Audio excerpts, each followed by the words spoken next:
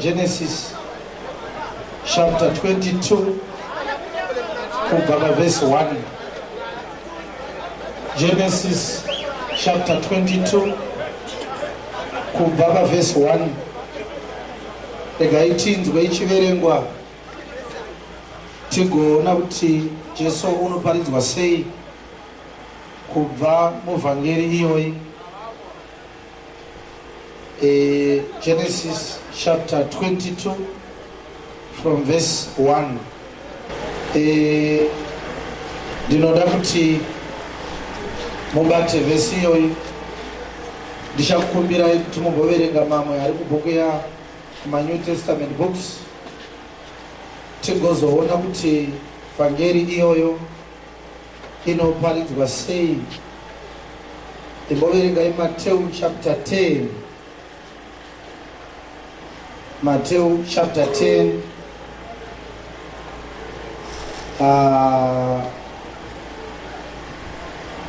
tangirai pavhesi ya 16. Toda kuti tinzwe kuti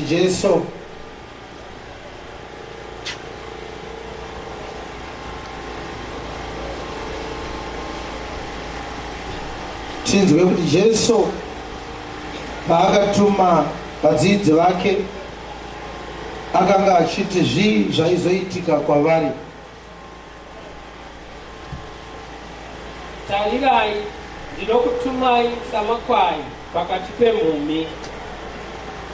Saka chenjerai senyoka, mururame senjiva. Asi chenjerai vanhu, nokuti vachakuisai kuungano dzamakurukota nokukurovai zvikuru mumasinagoge avo. Muchaiswawo pamberi pavabati namadzimambo nokuda kwangu, muve zvapupu kwavari nokuvahidheni. Asi kana vachikuisai, musafunganya muchiti muchataura sei kana chiiko, nokuti muchapiwa nenguva iyo zvamunofanira kutaura. Alright, verengai zvakare same chapter iyoyo. Musvike mutangire pa 22. Uchaverwa navose nokuda kwezita rangu, asi unotsungirira kusvikira pakuguma uchaponeswa. Asi kana vachikutambudzai muguta rimwe, tizirai kune rimwe. Nokuti zvirokwazvo ndinoti kwamuri, hamungapedze maguta avaIsraeri mwanakomana womunhu asati asvika. Mudzidzi haakundi mudzidzisi wake, kana muranda ishe wake. Zvakaringanira mudzidzi kuti ave somudzidzisi wake, somuranda ave saishe wake. Zvavakaidza mwene weimba Bheruzabhebhu. Tangidzai vhesi iyoyo. Zvakaringanira mudzidzi kuti ave somudzidzisi wake. Zvakafanira kuti mudzidzi agofanana natenzi wake, nomuranda ave saishe wake. Yes. Zvavakaidza mwene weimba Bheruzabhebhu, vachadaro zvikuru sei veimba yake. Naizvozvo musavatya, nokuti hakuna chinhu chakafukidzwa chisingazozarurwi, kana chakavanzika chisingazozikanwi. Mazvita. Saka Jesu akanga otaura nevadzidzi vake zvikanzi zvakafanira kuti mudzidzi afanane nemudzidzisi wake, uye zvakafanira kuti muranda afanane naishe wake. Zvavakaedza muridzi weimba Bheruzebhabhu, vachadaro zvikuru sei veimba yake.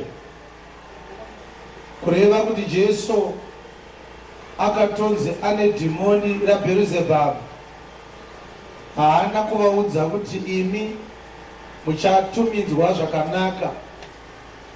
Vakatonzwa Jesu achiti kwavari, zvichadaro sei kwamuri imimi veimba yangu.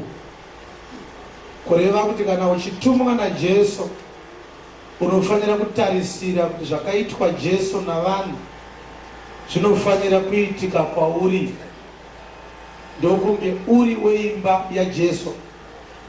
Zvavakaedza muridzi wemba Bheruzebhabhi vachadaro zvikuru sei veimba yake.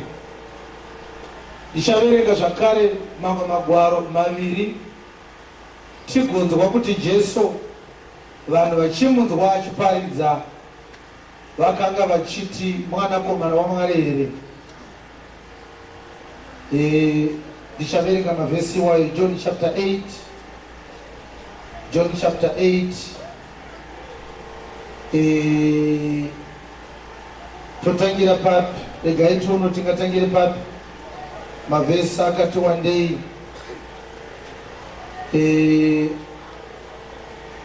Ngatimunzwe achitaura pavhesi ya 45. Asi ini zvandinoreva zvokwadi. Yes. Hamunditendi. Sei musinganditende? Ndianiko kwamuri unganditendesa kuti ndine zvivi? Yes. Kana ndichireva zvokwadi, kana ndichitaura zvokwadi, munoregerereiko kunditenda? sei musinganditende? Uri waMwari, anenge ari waMwari unonzwa mashoko aMwari, achanzwa mashoko aMwari. imi hamunzwi nemhaka iyi. Imi hamunzwi mashoko aMwari nemhaka iyi, nokuti hamuzati muri vaMwari. hamuzi vaMwari. Kureva kuti kana kuine anozonzwa mashoko aMwari anetenge ari waMwari. Kana usiri waMwari hautarisirwe kunzwa mashoko aMwari. Ngatinzwei kuti vaJudha vakati kudii kwaari. VaJudha vakapindura vakati kwaari, hatina kureva kwazvo here tichiti uri muSamaria uno mweya wakaipa? Saka vaJudha vakazotaura naJesu vachimuti akanga aine mweya wakaipa. Jesu akapindura akati, handina mweya wakaipa, asi ndinokudza bavangu, zvino imi mondizvidza. Maita enyu, handei tinonzwa kuti Pauro achiparidza akaitwawo sei. Paridzo yaPauro inonzi kudii navanhu. Mabasa chapter 17, ngatinzwei pavhesi 16. Zvino Pauro achakavagarira paAthens, anga akamirirana Timoti naSilas paAthens muGreece. akanzwa shungu pamwoyo, akanzwa shungu pamwoyo wake, achiona kuti guta rizere nezvifananidzo, achiona kuti guta rakazara zvifananidzo. naizvo akataura namusinagoge ravaJudha navainamata Mwari. Yes. napadare zuva rimwe nerimwe. Yes. navakasongana navo. Yes. Zvino vamwe vakachenjera, vamwe vakachenjera, vaEpikurio, veStoiki vakaita nharo naye, vakaita nharo naPauro. vamwe vakati kudii? ko uyu mugotomoki wezvisina maturo unoda kureveiko? Vakati kuna Pauro, mubvotomoki wezvisina maturo. Vamwezve vakati, unenge muparidzi wavaMwari vasingazikanwi. Zvikanzi anenge anoparidza vaMwari vasingazikanwi. Kureva kuti Pauro achitoparidza wakanga achinzi anobvotomoka, anoparidza pamusoro pevamwe vaMwari vasingazikanwi. Iwe kana uchida kuponeswa, kana uri waMwari achakuudza kuti raungatende nderipi uye raMwari nderipi. Nekuti hakumbofa kwakaita chizaruko chinonzi ndine chizaruko pamusoro pachiwenga. Chiwenga hana chizaruko chaangape vanhu nekuda kwake. Chizaruko chaifanira kuita chaJesu. Ukatoona munhu achiti ane revelation pamusoro pemushumiri, kureva kuti ini ndini mharidzo yachikando, anouya kuzoparidza pamusoro pachiwenga. Saka iwe uchapinzwa denga rinenge richinzi rinopindwa nevakanzwa mavhangeri inonzi chizaruko pamusoro pachiwenga. Zvinenge zvakwauri izvozvo. Godo rakaipa nekuti rinoita kuti kuve neruvengo wokupedzisira wauraya munhu negodo. Ndoura ndiri kuona kuti pane godo. Saka hatisi kuzombofa takadhaivheta pakuparidza tichirisponda mweya wegodo uri kutaura uri mumunhu. Haleluya. Hatisi kumbofa takawesta nguva tichidaro. Regai anoparidza chiwenga aparidze chiwenga. Ini ndoparidza Jesu wandakatumwa kuti ndiparidze. Iwe uchapota uchisarudza wokuteerera. Verengai Genesis chapter 22. Tinzwe remwanakomana rinoponesa kuti rinoparidzwa richiti kudini? Yes, kana Jesu akanzi aive nemweya waSatani, nevakanga vaine mweya waSatani, zvinoramba sei kuti ane mweya waSatani agoti chiwenga ane mweya waSatani? Iwe uri pano, iwe takaita musi watakanga tiri pano, tikaita urukuro musi wechishanu takagara mugomba naChingandu, tikabvunzana mibvunzo pamusoro pezvaaitaura, tikaona kuti akanga achireva nhema. Nhasi uno anga achibvunzwa kuti madii kumbotaurirana, akati handitaure nadzikamutanda. A few weeks ago ndakataura naye tiri mugomba, kureva kuti he can't be consistent even for 2 months. Dai akanga ari mushumiri waJesu asingataure nadzikamutanda. Takaita Friday tiri pano, vamwe mamuri kusimudzai maoko, ndikamupa cheya nemaiki yangu, akataura zvaaitaura, tikaona tese kuti haana vhangeri Chingando. Asi anga achiti handitaure nadzikamutanda. Mubvunzo ndewekuti akatanga rini kusataura neni? Mubvunzo kawo. Saka iwewe kana wauya kuzonzwa zveshoko raMwari, unofanira kuziva chawafambira. Chinhu chakakosha ichocho. Satani haagoni kuchallenjwa akapfavirira. Muna Chingandu ndinoona hasha dziri munyika muno dzaungana maari pamusoro pekufumura kwatiri kuita nhema.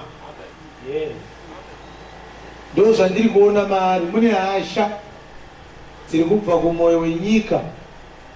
Tataurire ivhangeri yekufumura vana antikristu. Saka anobva auya kuti chiwenga ndiantikristu, kuti isu tirege kuparidza tichifumura antikristu. Chese akaparidza akafumura mabasa erima. Rima rikauya kuna Jesu rikati Jesu ndiwe rima, kuti Jesu anyarare kufumura rima.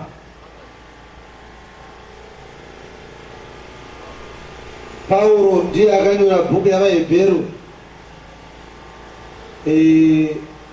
Ichokwadi chandiri kutaura ichi. Handisi kuzovhura zvangu mavhesi anozvipuruva izvozvo, asi aripo. Ndichaavhura musi weMonday pandichaita question and answer session ndokuratidzai. Pauro ndiye akanyora bhuku yavaHebheru. Zvinoda zvizarukozve. Haugone kuuya uchipikisa vhangeri woshaya mavhesi ekupikisa nawo. Azviiteba. Kana ukatenda kuti chegumi chinobviswa uchitenda mazwi anga achitaurwa pano, kunenge kuri kungoreva kuti uchakadzungaira nanasi. Nekuti pane zvese zvanga zvichitaurwa hapana pambovhurwa vhesi yanzi chegumi chakazombounzwa kuchechi yaJesu. Kana kuchechi kwaifanira kubviswa chegumi, chinotanga rini kubviswa kwechechi? Gore ra 2018? Hazviiti. Verengai tinzwe Genesis chapter 22 kubva pavhesi 1. Shure kwaizvozvo Mwari wakaidza Abrahama akati kwaari, Abrahama.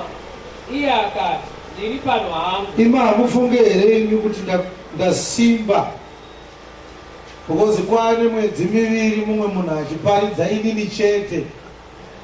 I think ndakura zvisingaite, ndazimonya pavhangeri. Ukaona munhu achidedicata 2 months kuparidza pamusoro pako uri 1, mopfura kutonditengera koko because hachisi chekutambala chechoni. Vamwe vari kutadza 2 masvondo kuparidza Jesu, mumwe ane 2 months achiparidza ini chete. Aiwa, ndakura vadikani, imbotomberera ivoko, ndasimba. Saka unonyora manotsi uchitii manje, zvanzi chiwenga mwana wenyoka, ndomanotsi acho aunganyoreiwa bereka yaivhurira. Aiwa, ndasimba. Ndakutotanga kuzwa kuti ndasimba mazuva ano, ozi mumwe munhu akuparidza inini ndisina hangu kuroverwa pamuchidhikwa, but ari kuona zvakakodzera kuti agondiparidzawo. Verengai tinzwe Genesis 22. Shure kwaizvozvo Mwari vakaedza Abhurahama. mirai makadaro nda ukaona chapter yatangwa nemazwi ekuti shure kwaizvozvo, inenge iine reference yainoda kukunongedzera kwairi. Haugone kuparidza muchapter yakanzi shure kwaizvozvo usina kutsvaga zviizvozvo zvacho zviri kunzi shure kwaizvozvo. Ukaenda Jesu maoko. Saka hatingaparidze shure kwaizvozvo tisina kumbobata izvozvo. Yakanga yatangwa paGenesis chapter 18. Ishe paakanga auya patende raAbhurahama, unonzi wanga akagara patende remamure, pabani remamure, pasi pemuouki kuchipisa. Ishe ndobva anonzi akauya kutende raAbhurahama, akanga ine ngirozi 2, ndokubva agara. Abhurahama akakumbira akati, Ishe, uyai mugare pamumvuri, ndikupei mvura, mugeze tsoka, mupise nyota. Ndokubva amhanya mutende maive naSara.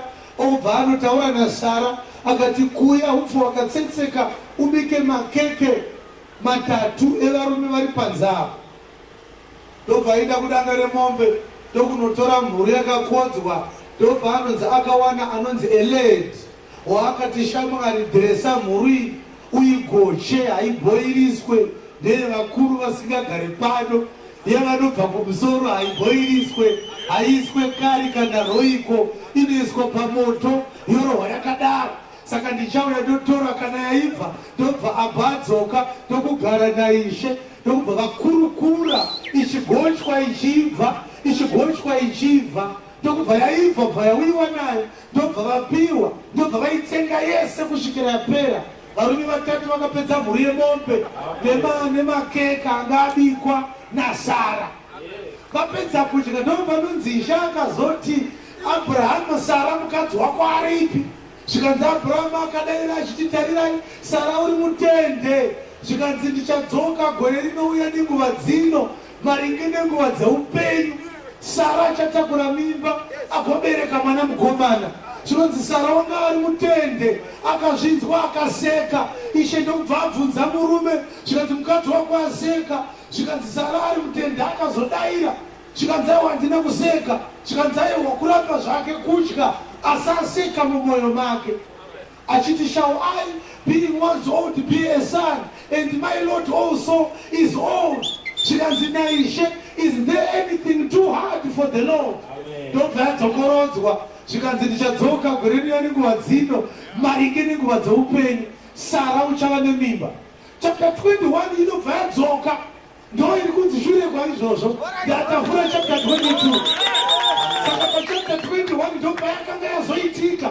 Verse 1 inoti, Ishe akaitira Sara zvaakanga amupikira, ndokubva aita pamuviri, ndokubva paberekwa Isaka. Isaka zvinoreva kuti kuseka, nekuti Sara wakabheka aseka.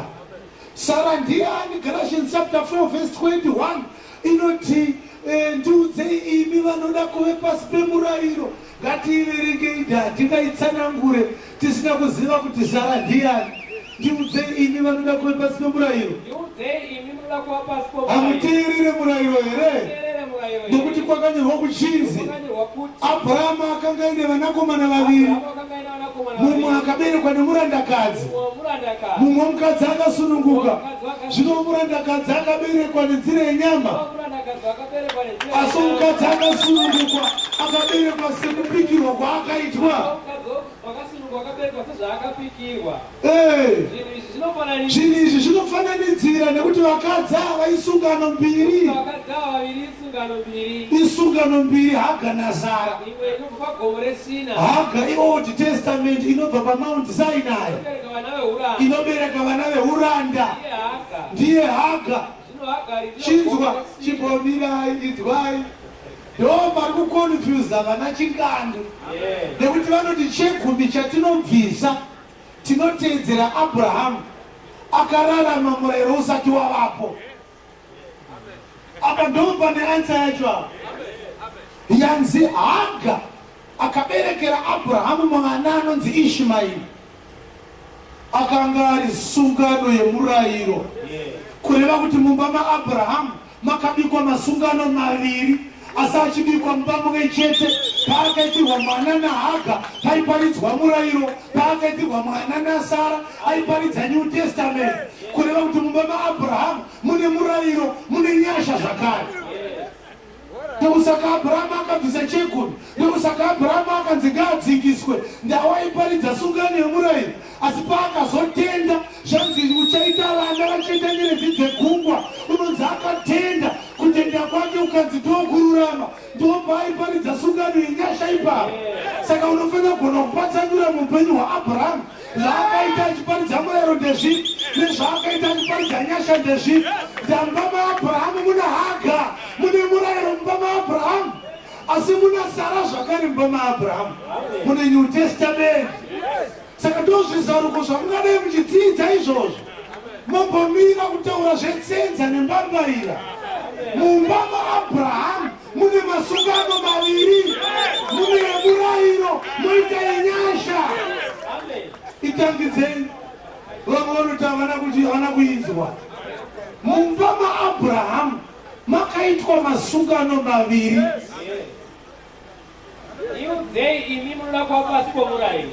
Inzwai kaini, ndiri munoudzwa kunzi Abhurahamu akararama murayiro usati wavapo. Pauro akanga aine demo Bheura, ndoro aiparidza akabata, aiparidza akabata chii? Bheura. Ndakune vanoti Abhurahamu akabvisa chegumi murayiro usati wavapo, kunyemberwa ikoko.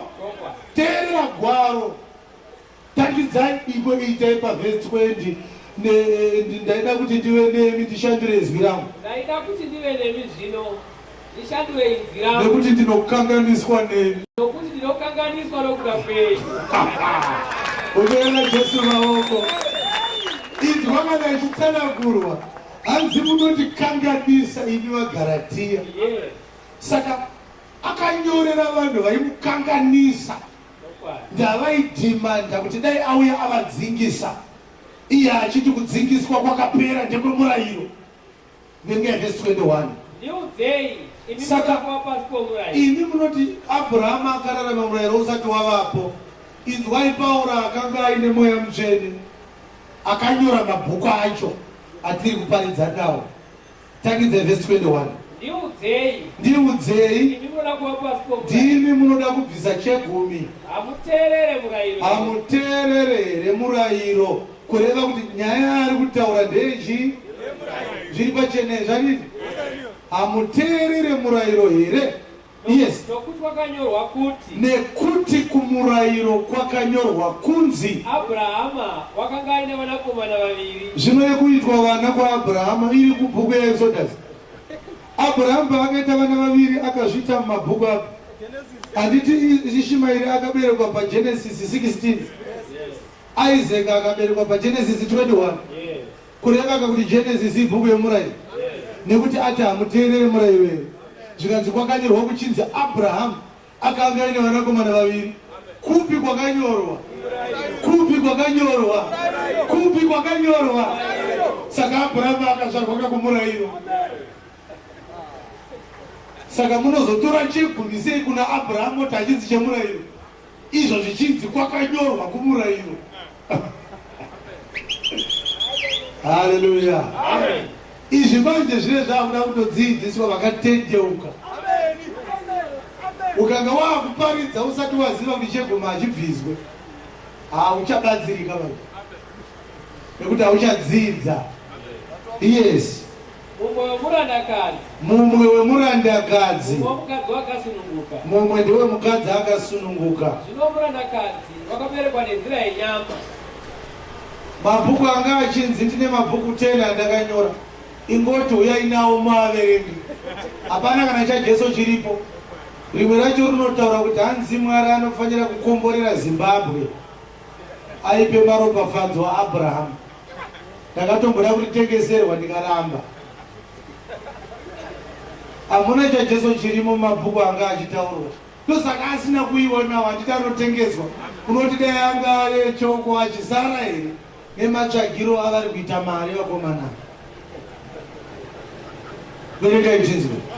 Zvino murandakadzi wakaberekwa nenzira yenyama. Mwana wemurandakadzi akaberekwa nenzira yenyama. Mukadzi wakasununguka wakaberekwa sezvaakapikirwa. Mukadzi akasununguka akaberekwa sezvaakapikirwa. Zvinhu izvi zvinofananidzira. Ishmael akaberekwa naHagar, Isaac akaberekwa naSara. It's an allegory, mufananidzo. Nokuti vakadzi ava vaviri isungano mbiri. Mazvinzwa vadikani? Vakadzi ava vari vaviri isungano mbiri. Haga akaitiswa mwana naAbraham isungano. Sara akanga ari mukadzi waAbraham isungano. Chasara chekuziva kuti isungano yei. Yes. Imwe inobva pagomo reSinai. Sungano yeMount Sinai ndechi ndemurayiro handiti? Yes. Inobereka vana veuranda. VekuMount Sinai kavaka njati kwavari pasi peuranda. Ndiye Hagar akaitira mwana. Handiti Hagar haana kumbobvira akaita mukadzi waAbraham. Anongori mukadzi bedzi aigara maAbraham. Hagar anga asiri girlfriend yaAbraham. Anga ari bond maid waSara. Anga akarekrutwa naSara. Anga ari mushandi waSara. Saka pari kunzi Hagar isungano yeMount Sinai iri muArabia, kureva kuti Hagar represents the law of Moses. Yes. Zvino Hagar ndiro gomo reSinai muArabia. Rakaenzana neJerusarema razvino. Ndo Jerusalema riri paMiddle East. Nokuti uri pauranda iye navana vayo. Murayiro uri pauranda nevana vayo. Zvino Jerusalema riri kumusoro. Ndiro mai vedu. Rakasununguka.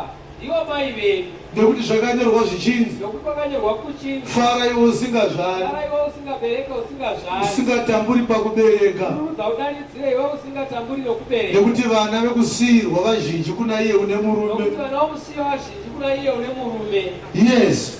Zvino imi hama dzangu. Imi vari pano imi. Muri vana vokupikirwa. Muri vana vakaporomiswa saIsaka.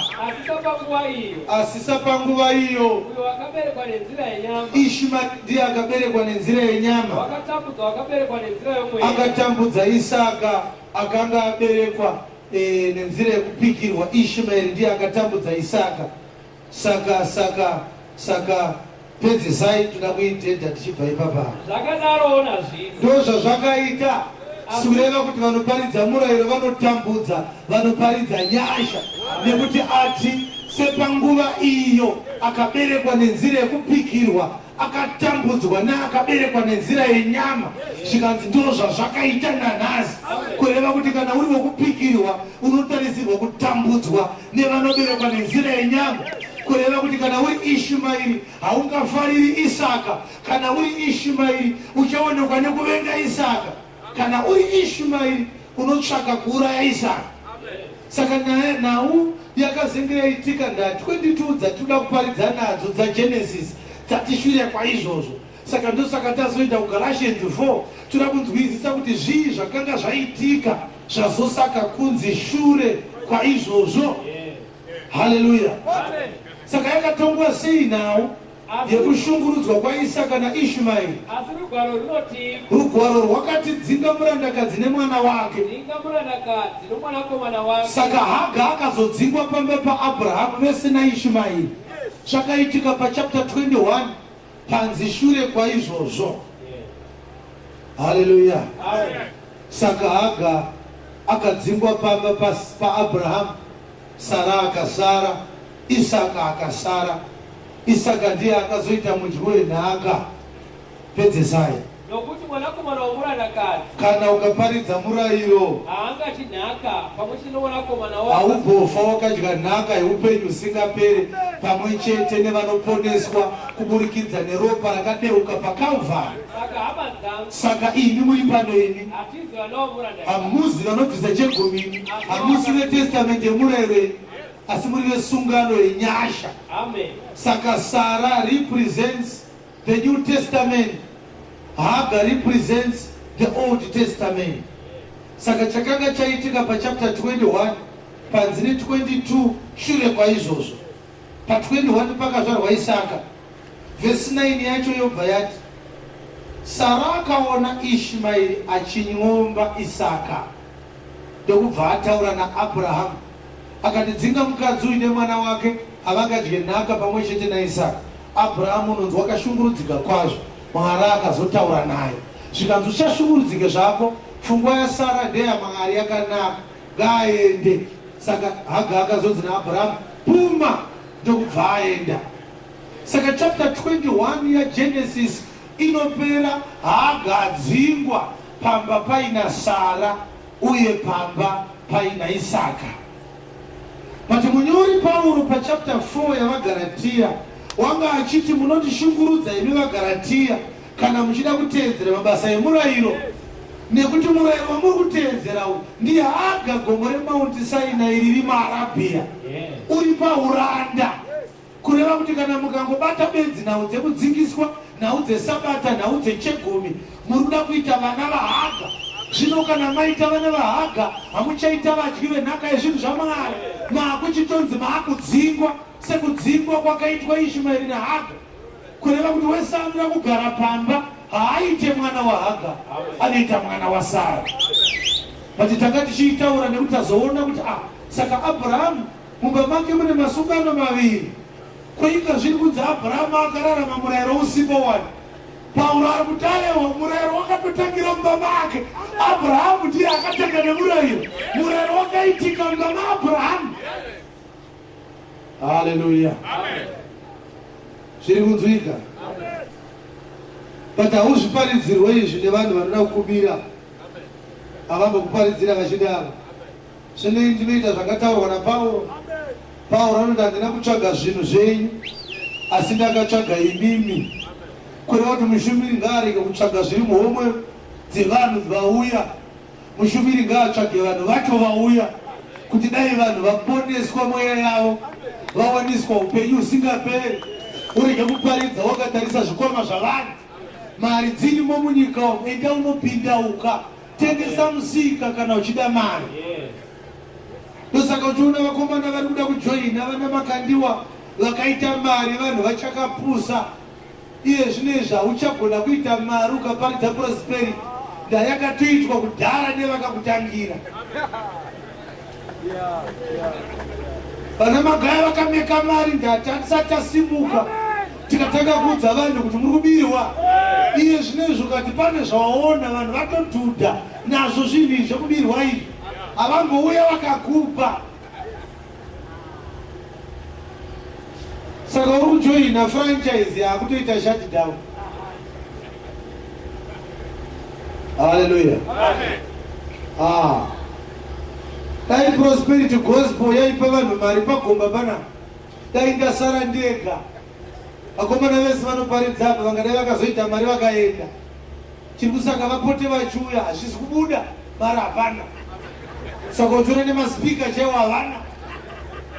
Nespika chairi kuparidza prosperity yausina. Udza vanhu kuti Mwari achakupai mari, iwe nepebhutsu chaiyo hauna, yauina ndeyekujegera iregzini.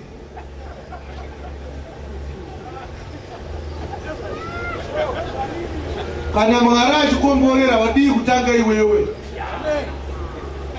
Handiti kuti Mwari anopa vanhu mari, iwe ari kukunyimirei. Fanire uri muntu wemunhu waMwari, ndiwo unaro vhangeri racho remari, ndiwo wakazarurirwa mari, wobva waishaya, woti kuvanhu muchapiwa inini, ine handina. Zvinobuda izvozvo. Zvinoita zvakaitwa naPita naJohani pasuo rakanaka. Vakati sirivha nendarama hatina, asi chatinacho ndo chatinokupai. Ndokubva ati muzita raJesu, kureva kuti chaanga ainacho ivhangeri yaJesu ndoyaakanga ainayo iyo. Zvino muri kuti mune mari dzamunoparidza, mari yacho hamuna. Hamuna mari.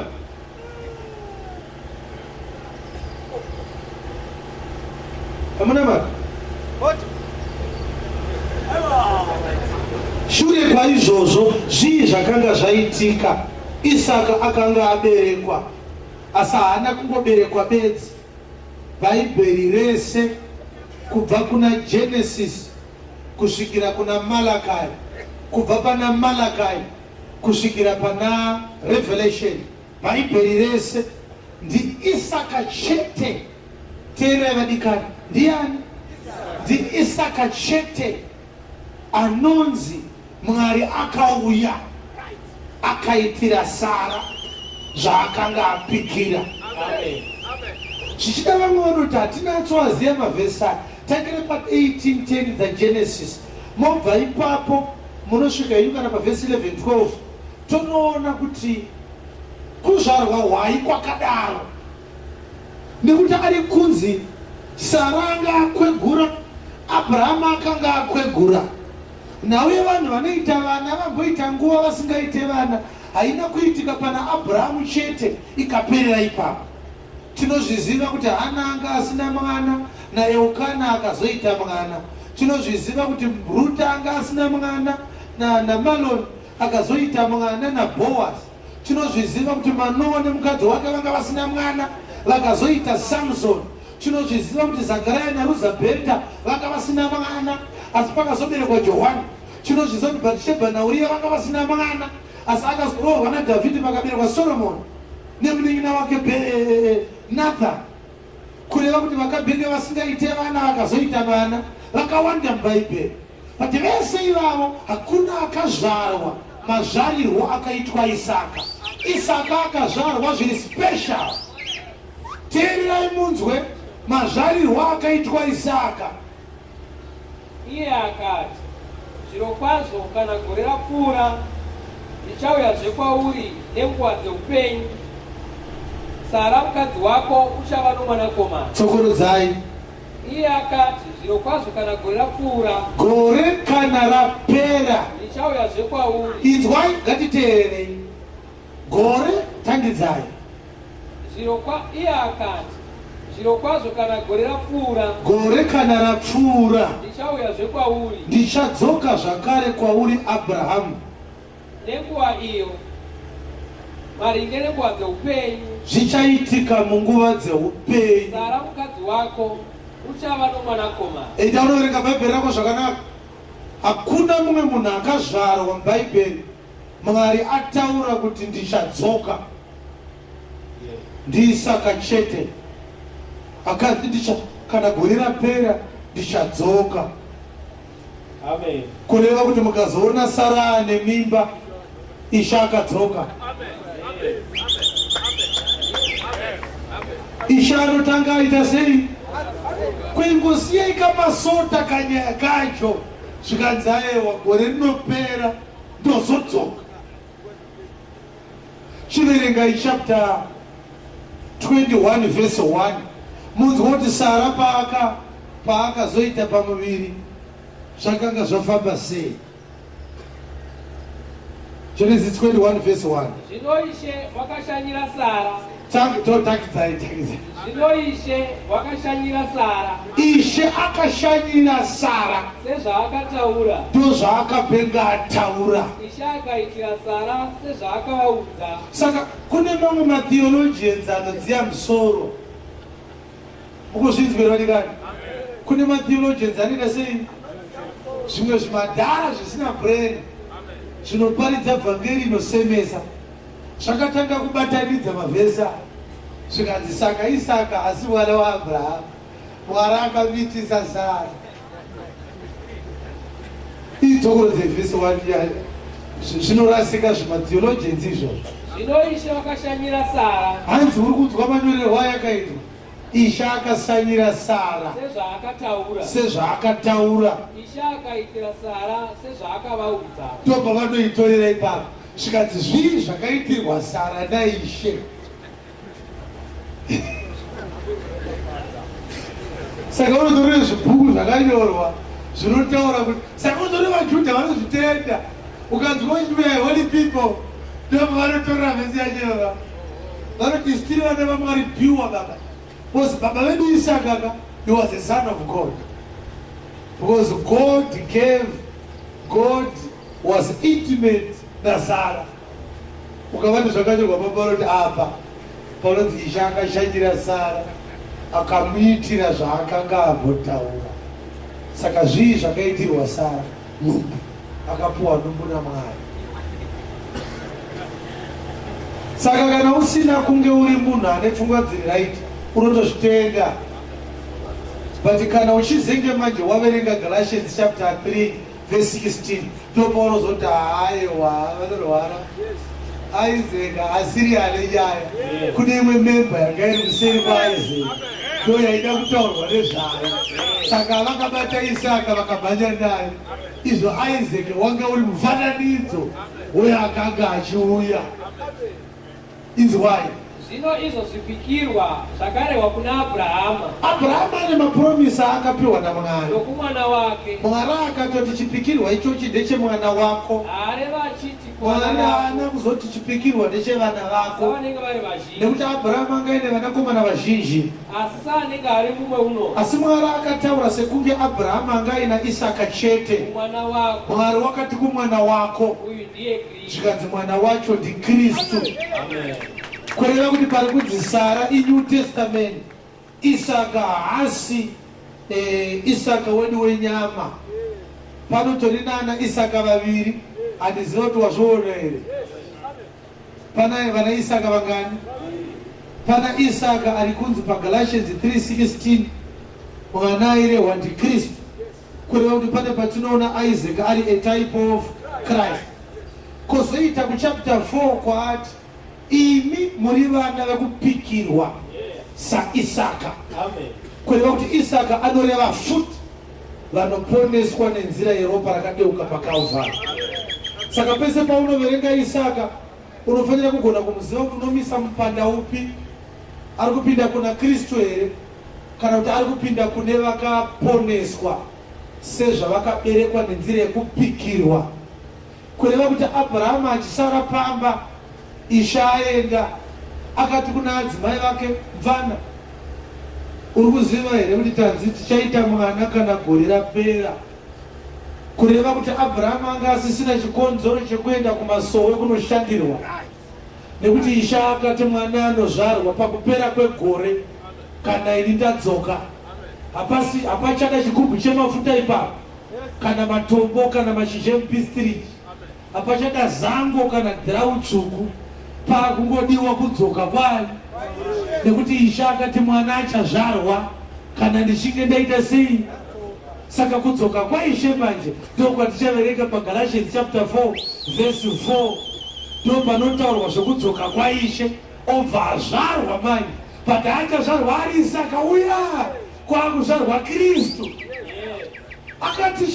akati ndichadzoka maringe nenguva dzeupenyu nyamba anonzi upenyu akatipa 14:6 dzaJohani ndini nzira ndini zvokwadi ndini upenyu saka Abhurahama akanzi ndichadzoka gore rine nenguva dzino maringe nenguva dzeupenyu kureva kuti nguva dzeupenyu inguva dzaKristu ndiye muti weupenyu ukamuverenga pachapter 22 yaRevelation unomuona achinzi wanga ari munhivi dzerwizi dzemvura dzeupenyu wakanga zviirira zvichibva pachigaro cheushe chigaro chaMwari saka iwe Abhurahama iwe nguva dzeupenyu dzikakwana Isaka anobva abereka, kureva kuti hazvina mhosva mati right now kangani kana nguva dzeupenyu dzisati dzakwana hapana Isaka anozvarwa.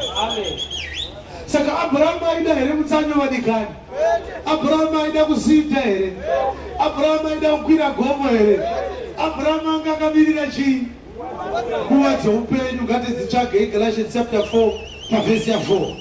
Nguva yakati yazara kwazvo. Nguva yakati yazara kwazvo. Mwari akatuma mwanakomana wake. Mwari akatuma mwanakomana wake. Akaberekwa nomukadzi. Akaberekwa nemukadzi. Akaberekwa pasi pomurayiro. Mazvinzwa?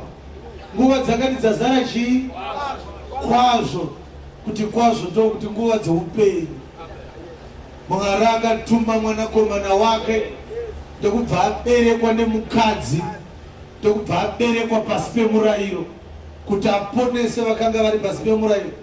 Nekuti Ishe achiti akati ndichadzoka, ndokubva zvazonzire 21 dzaGenesis, Ishe akadzoka kuna Sara akaitira Sara zvaakanga areva. Kureva kuti anga asingadzoki kuna Abrahamu, aidzoka kuna Sara. Nekuti Sara ndiye aive nedumbu raizotakura mwana, ndayakanga yapiwa kuna Eva musi waakanga adya. Zvikanzi mukadzi, mbeu ichaberekwa ichibva mumukadzi ndiyo ichatswanya musoro wenyoka. The seed of a woman will crush the head of a serpent.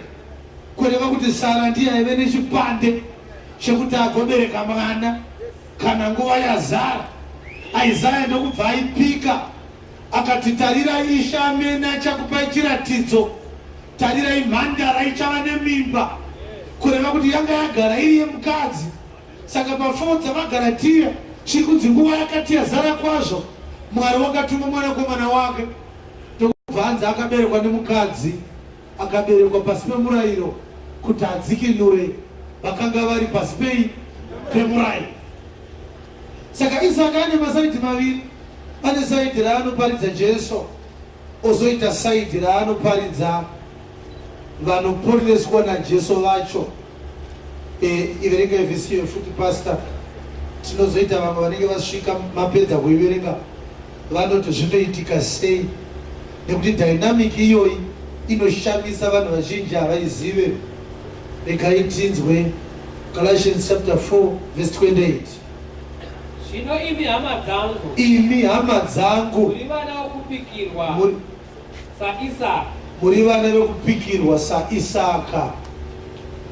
Saka Pauro anoparidza umboti Isaka ndiKristu, ozoti muri vana vokupikirwa saIsaka, vanhu vanoponeswa. Kureva kuti vhangeri chizaruko chinogona kuchinja, but hachichinje chichizoparidza nhema. Chinochinja chichipa vanhu udzamu pakunzwisisa zvokwadi. Amen. Chiendaika ku22 kuya kana yatoda yanaka. Saka shure kwa izvozvo taibata, maiona tabata shure kwa izvozvo. Yes. Shure kwa izvozvo, shure kwekuberekwa kwaIsaka nekudzingwa kwaIshmaeri naHaga pamba paAbhurahamu, Mwari wakaidza Abrahama. Mwari wakatemta Abrahama akati kwaari, ndokubva Mwari aedza zvikanzi shamari, muri kunzwa matauriro ayakaita? Iwe zviziva here iwe kuti waitove muedzo wakanga wabva kuna Mwari uchienda kuna Abrahama? Mwari akaedza Abrahama. Tunzari masenzi kuti waizviziva here kuti Mwari akatouya nemiedzo? Mwari chaiye ndobva auya nemuedzo wake. And it came to pass after these things that God did tempt Abraham and said unto him, Abraham, and he said, behold, here I am. Saka izvira kuti tempt rinoreva kuedza. Pana chizaruko chaunongobuda nacho ndizvozvo chaizvo. Ukatoenda kuna Matthew 4 unonzwa kuchinzi Jesu akatungamirirwa kurenji nemweya kuti anoedzwa, to be tempted. Saka temptation muedzo chaiwo. Mwari akaedza Abraham, Mwari akaisa Abraham pamuedzo. Yes. Akati kwaari, Abrahama, zvikanzi ndiri pano hangu. iye akati ndiri pano hangu. Zvanzi mfana ndakambokuti uri wakarurama uri shamwari yangu mfana wangu uya kuno zvikanzi ndauya. Yes. Akati zvino tora mwanakomana wako. Tora mwana. Mwari anga achimuedza, anga asina plan yekuti agopiwa Isaka as a sacrifice. Muyedzo. Saka iwewe manje wakasiyana naAbhurahama.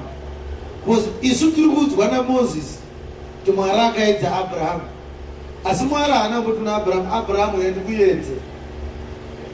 Abrahama akatofunga kuti ndo zvaari kuda Mwari. Saka tiri kuona kuti tiri kuverenga zvakaitwa naMwari tobva tapinzwa mupfungwa dzaMwari futi. Mwari aifungei musi waakadedza Abrahama, aida kuedza Abrahama. Tora chi? Zvino tora mwanakomana wako. Mwanakomana wako mumwe chete. Yes. Waunoda. Isaka. Uende kunyika yeMoraya. Uite chibayiro chinopiswa. Unomupisa ikoko. Pane rimwe gomo ratichakuudza. Saka iwewe mfana zvaunoita kana wasvika gomo unonovaka altari wobaya Isaka womupisa kuna Mwari. Ndoda kuti apiswe as a sacrifice kwandiri. Mwana wako mumwe chete wawina ndaIshmaeri akanga adzingwa paka pangosara Isaka chete. Abrahama haana kuti ko ndiyega azara, makambondipirei ndipise mwana here, ko mahuman rights anoita sei? Hapana zvemahuman rights. Mahuman rights kudii ko mwana ndindakakupa? Uri kukanganwa kuti ndakati ndichadzoka?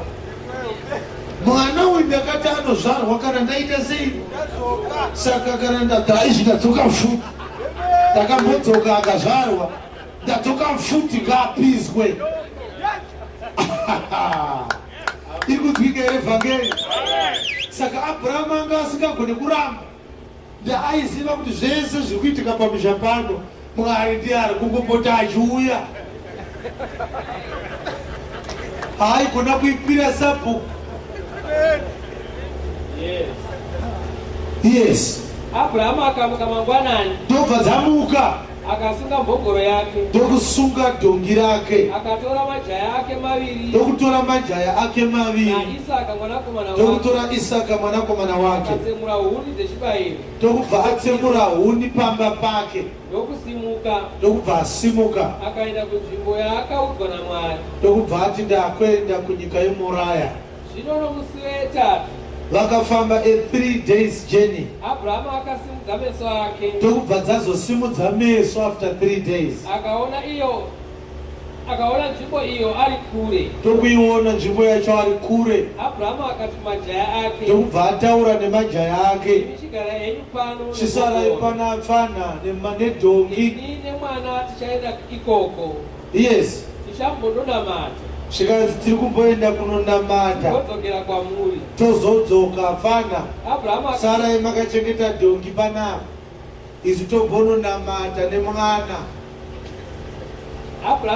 Abrahama aifanira kunga akaudza mwana chokwadi.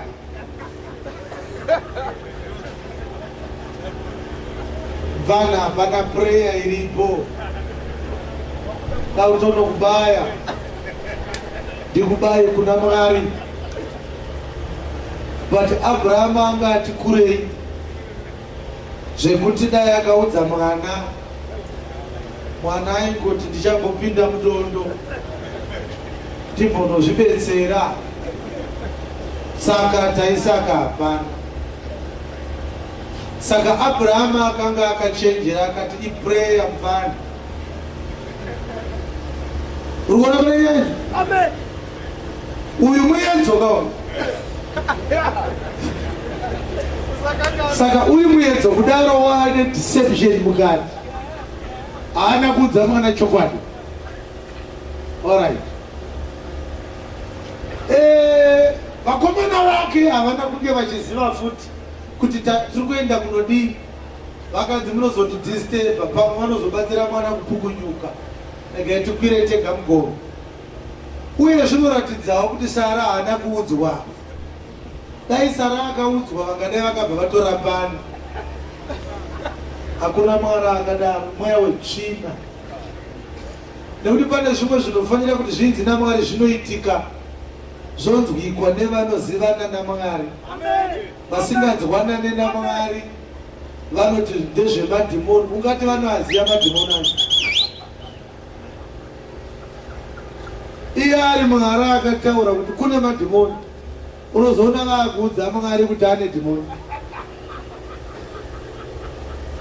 Ungati vairiziva dhimoni Mwari asati aritaura.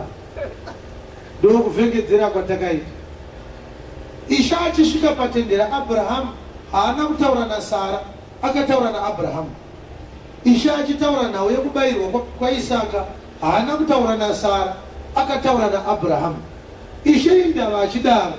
Isha akamaka here Abrahamu? Kwete. Haleluya. Asi kuti mukadzi zvaanoparidza chechi, murume achiparidza Kristu, kureva kuti Kristu ndiye anoziva kuti Mwari akati kudii, ndiye anoita zvaanoda nevana vake vari muchechi. Mushumiri haagoni kuti akonsautwe naKristu kana Kristu aine zvaanoda kuita nechechi yake. Haleluya. Zviri kunzwika handiti?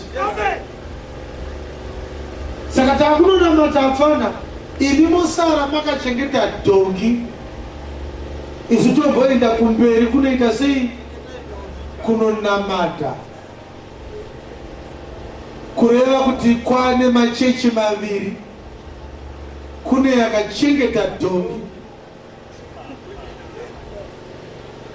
koita imwe iri kuenda kunonamata.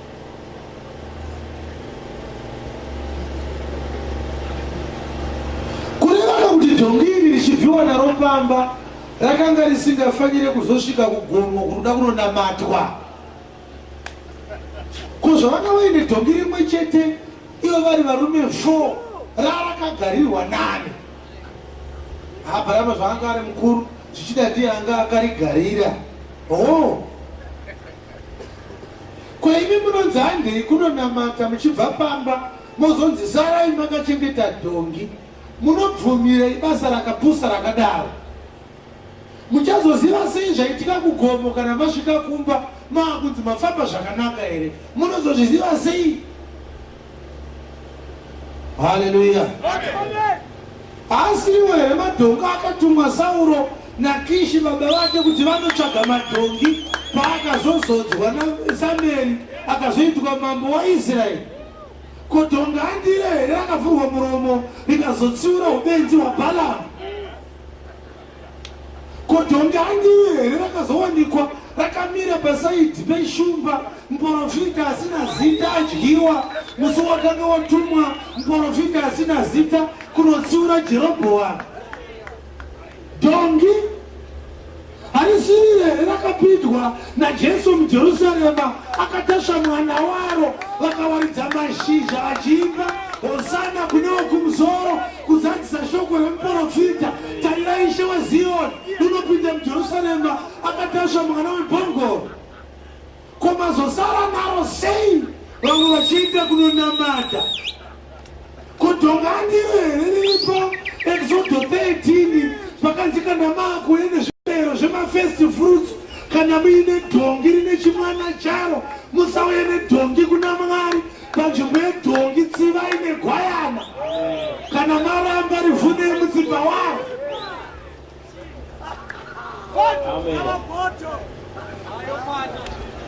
Kureva kuti dhongi rinoparidza vanhu vasina chiyamuro, rinozongoita chiyamuro benzi kana ratasvwa naJesu, rabhenge rakasungirwa kweJerusarema. Jesu waritasva kuti vana dhongi hamudiwe muJerusarema, asi this time muchapinda, munopinda Jesu ari pamusana penyu, kureva kuti vatadzi havadiwe kudenga kuna Mwari, asi vachaenda kana Jesu ari kumweya kwavo. Ko zvino mazosara sei nedhongi kunze kwegomo kuri kunonamata? Matanga chechi yekusara nemadhongi.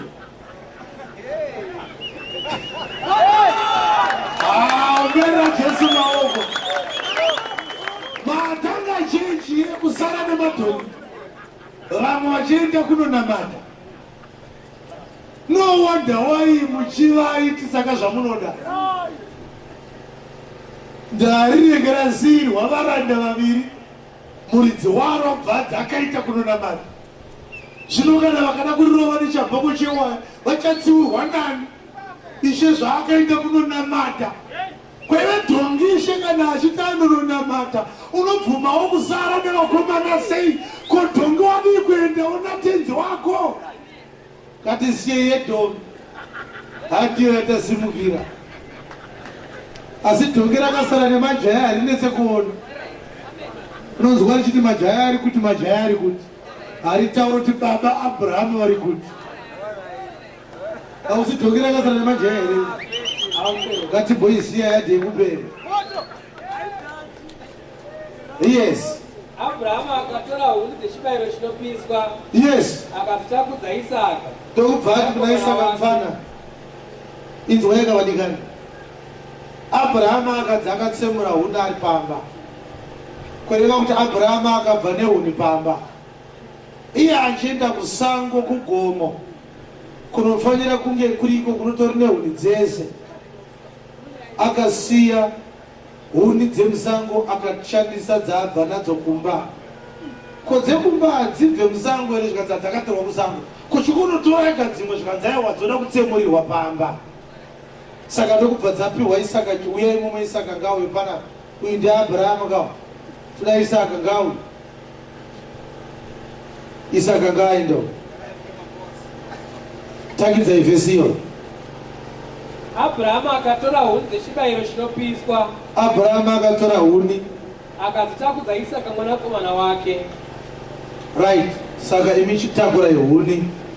Saka Isaka akazotakudzwa huni. Yes. Akatora moto nebanga muruoko rwake. Vakaenda vari vaviri. Saka iye anga ine moto nebanga, vanga vasina machisi mazuva ewani.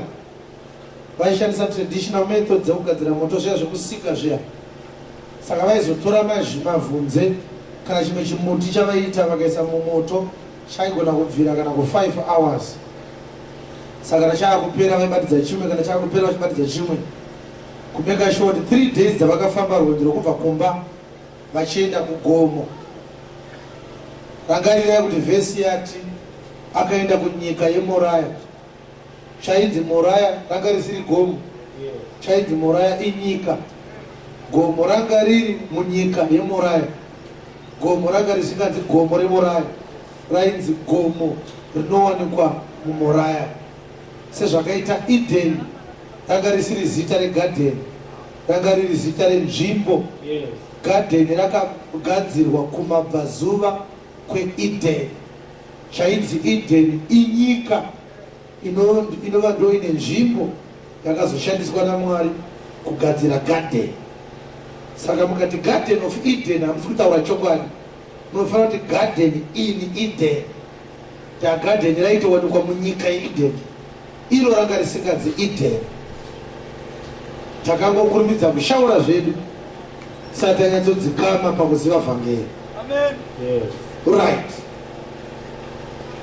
Isaka akataura naAbhurahama baba vake. Isaka paakazenga atakura huni ndo paakazoti ndara kuda kumbotaurawo nemi.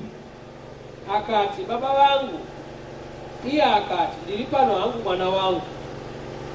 Akati, hoyu moto nehuni. Huni dziri pano, moto munawo. Asi gwayana rechibayiro chinopiswa riri pino. Imi hamuna kutanga kubayira Mwari, nhasi imi ndokuzivai munosibayira Mwari. Nguva dzese kana muchibaya munotakura chekubaya chake. Nhasi ndiri kuona huni nemoto banga riripo. Ko chitiudzai kuti chibayiro chiripi? Yes. Abrahama akati kudi Mwari uchapa umene gwayana rechibayiro chinopiswa mwana wangu. Saizvozvo vakafamba vari vaviri. Saka vakafamba vari vaviri zvikanzi don't worry, Mwari anotipa. Abrahama akanga achiprofita paakataura mazwi aya, asi mupfungwa make aitoti anonyepa. Akangoti gaini kukavha gepi ripana angandishungurudza.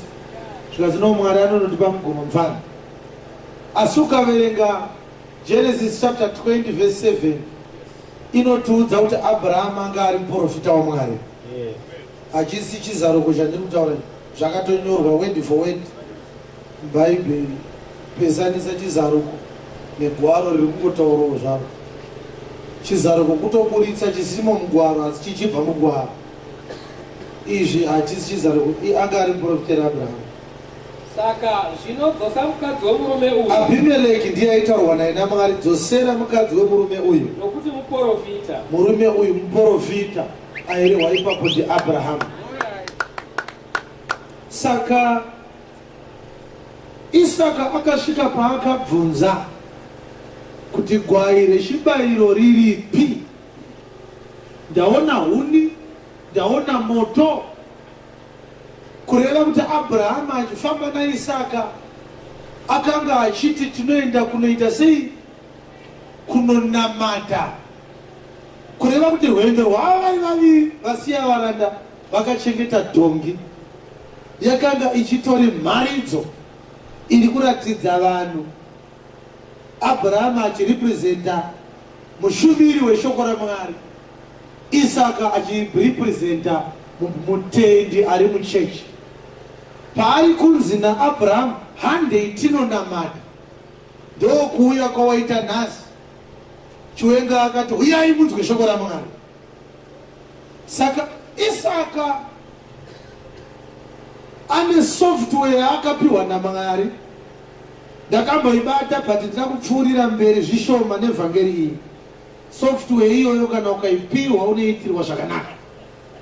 Isoftware yemutendi ari kupota achiuya kuchechi mangwana adzoka Bhaibheri akatenga ari kuti akaringa so oona kuti amaspika aripo, akatarisa so kuti mukadzi wapasi akachena.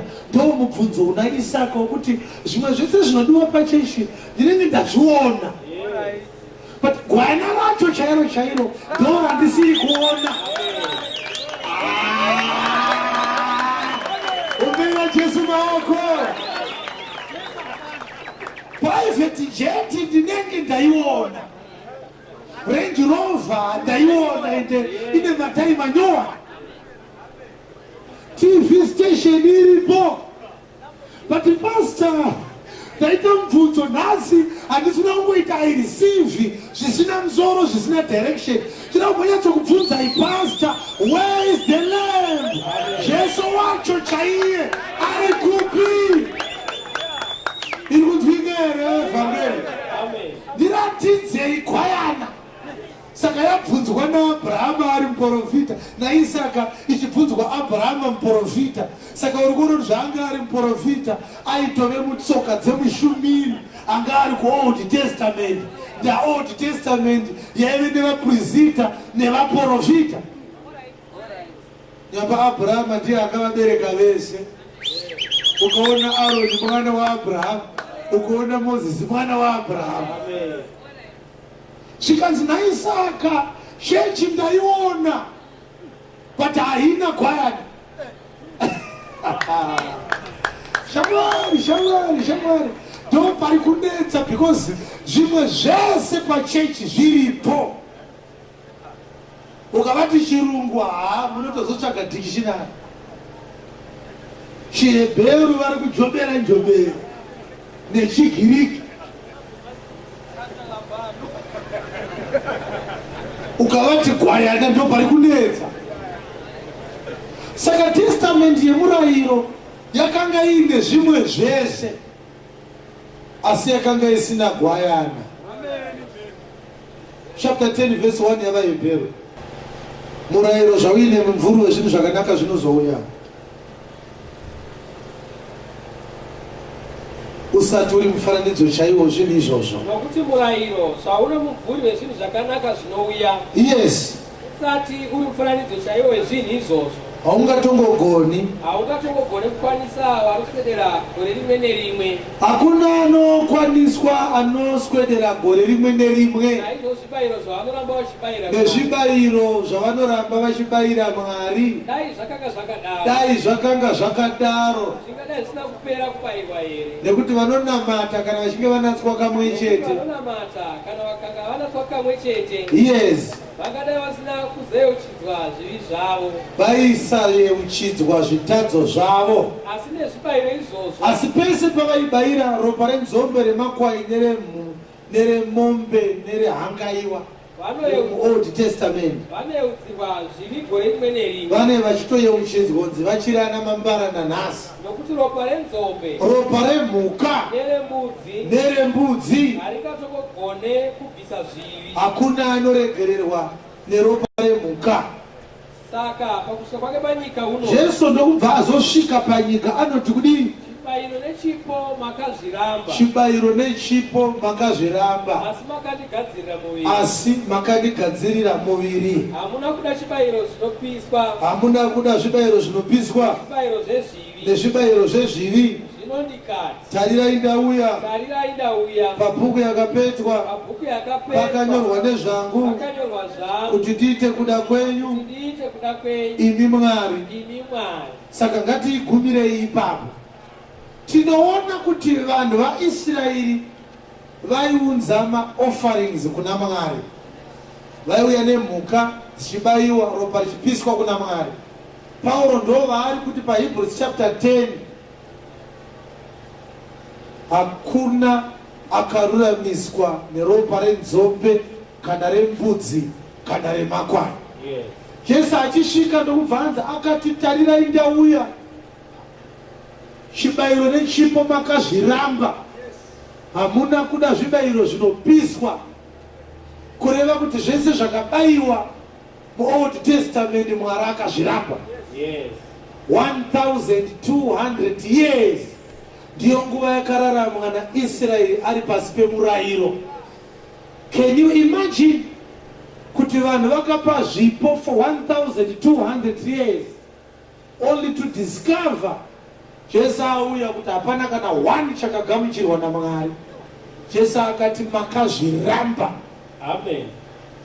Kubva kune chaAbhero chinonzi nekutenda Abhero akapa chibayiro chakanaka kupfuura chakai. Kutanga nechaAbhero kusvikira kune chekupedzesera hapana kana one chakasvika kuna Mwari. Asi kavaive nazvo, Solomoni haana kubaya 1000 remabhuru achibayira Mwari, akatoita mbiri yekubayira kuna Mwari. Chapter 6 ya 2 Samuel inoti Dhavhidhi achitora areka kubva kumba kwaObhedhidhomu achiuya nayo kuguta raDhavhidhi, aita akafamba nhanho 6 aibaya mabhuru nenzombe achibayira kuna Mwari. Zvikakudza Dhavhidhi akarumbidzwa navanhu, murume anoda Mwari. Jesu oti hapana kana one chakasvika kuna Mwari. Amen. Kana chimwe chete. Ndokusaka 10 dzavaRoma dzichiti vanoshingaira asi havaite nekuziva. Nekuti zvavakanga vasingazive kururama kwaMwari, vakatsvaka kumisa kururama kwavo vamene, vakasazviisa pasi pekururama kwaMwari. Haleluya. Tiri kusvika panapa.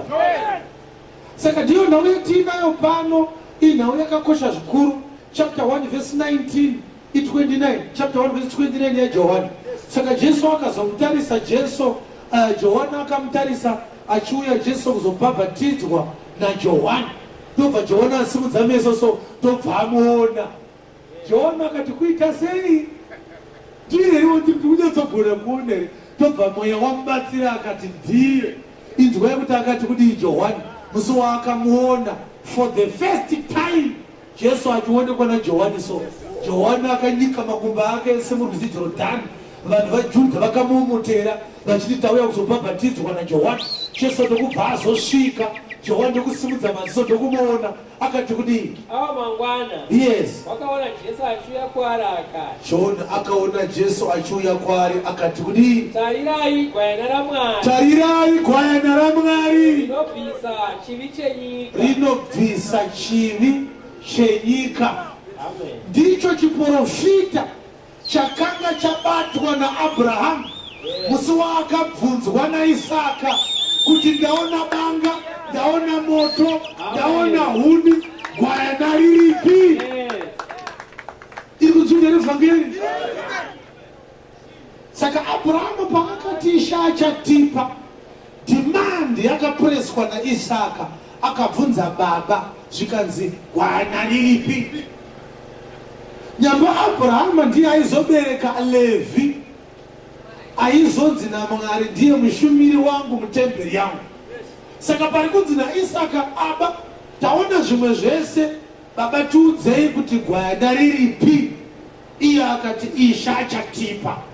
Isaka aipresa demand on Abraham, ndiwo uchabereka vana vachaprofita vagonongedzera nyika kuti gwayana nderipi.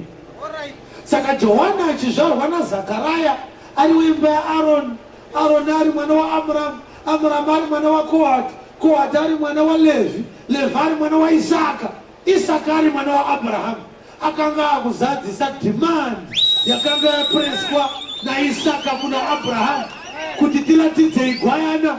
Johana anobva amunongedzera, zvikanzi rakambobvunzwa, takuriratidza gwayana, iro ndiro gwayana iro. Tarirai gwayana rinobvisa chivi chenyika. Saka ichokwadi here kuti Johana akanga ari muprofita, because Abrahama zvaakanga ari muprofita aibvunzwa nemwana wesangano, timi munoti munoona, tiratidzei gwayana. Abrahama akati hatisati tariona, but Isha achatipa. Kureva kuti ofisi yevaprofita ndio yaive nebasa iroro yekuratidza vanhu gwayana. Saka Johani zvaakarinongedzera, toda kuziva kuti iye Johani anga ari muprofita here. Saka atitangire pa11:6 dzaMateo, toda kutanga kumunzwa achiintrodusa Johani mubhabhatidzi. Wakaropafadzwa iye usingagumbuswi neni. Verse 7.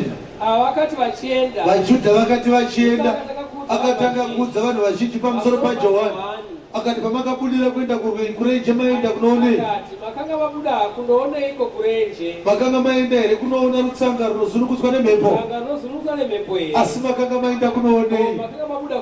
Makanga maenda here kunoona vakapfeka nguo nyoro? Zvirokwazvo ndinoti vakapfeka nguo nyoro vagere mudzimba dzemadzimambo. Asi makanga maenda kunoonei? Makanga maenda kunoona muprofita. Zvirokwazvo ndinoti unodarika vaprofita. Unoona Jesu maoko. Haleluya. Kureva kuti unopfuura vaprofita. Anga atori mukuru kuvaprofita. Uchabva imamo mavhesi ende pa11:13. Nokuti vaprofita vose, vaprofita vese nemurayiro vakaprofita kusvikira pana Johani. Kureva kuti chiprofita chaizoguma naJohani. Tokorodzaike. Nokuti vaprofita vose, vaprofita vese nemurayiro vakaprofita kusvikira pana Johani.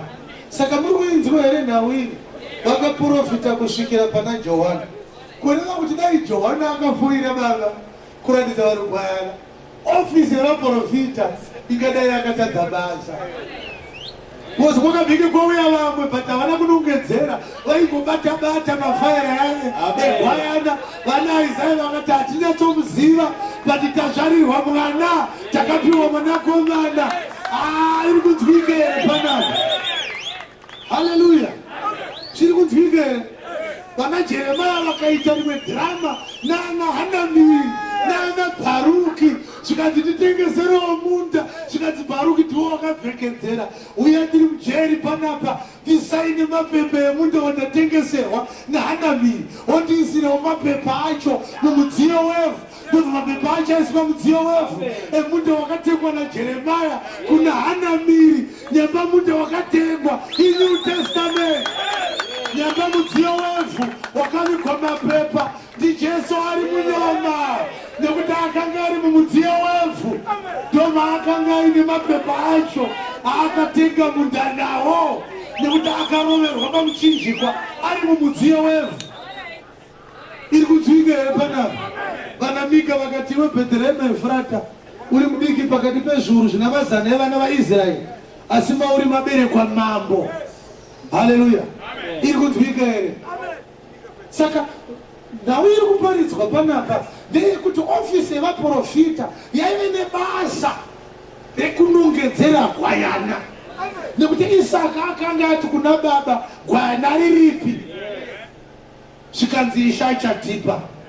Isaka akati, mazvinzwa pfana, kana maakuda kuona gwayana, tsvagai ofisi yevaprofita vaIsraeri, kwete vana Magai ava. Unoriona here gwayana?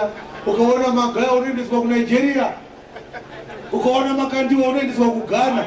Pari kudiwa anoziva gwayana, akamboparidza nezvaro asati ariona, akati handisiri nasi anouya, ndirizwire unoda namwenje, gadzirai nzira dzashe.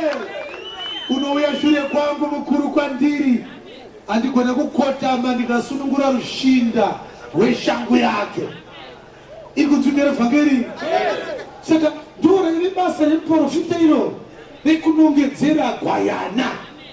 Saka Jona achimuona akati, tarirai gwayana rinobvisa chivi chenyika. Kureva kuti chechi inogona kutoita seinotanga kufamba so.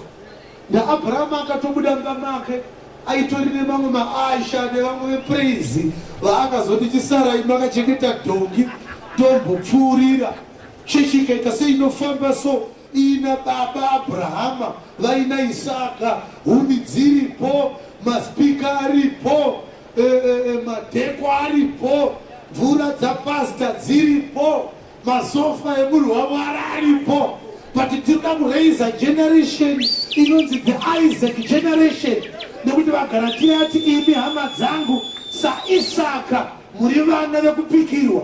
Toda kuteedzera Isaka anoti akafamba so nemunhu waMwari anozoti pastor, ndaona makatenga sutu nyowani, makorokoto iwayo, ndaona mune bhutsu nyowani, makorokoto iwayo, ndaona mune foni nyowani, makorokoto iwayo.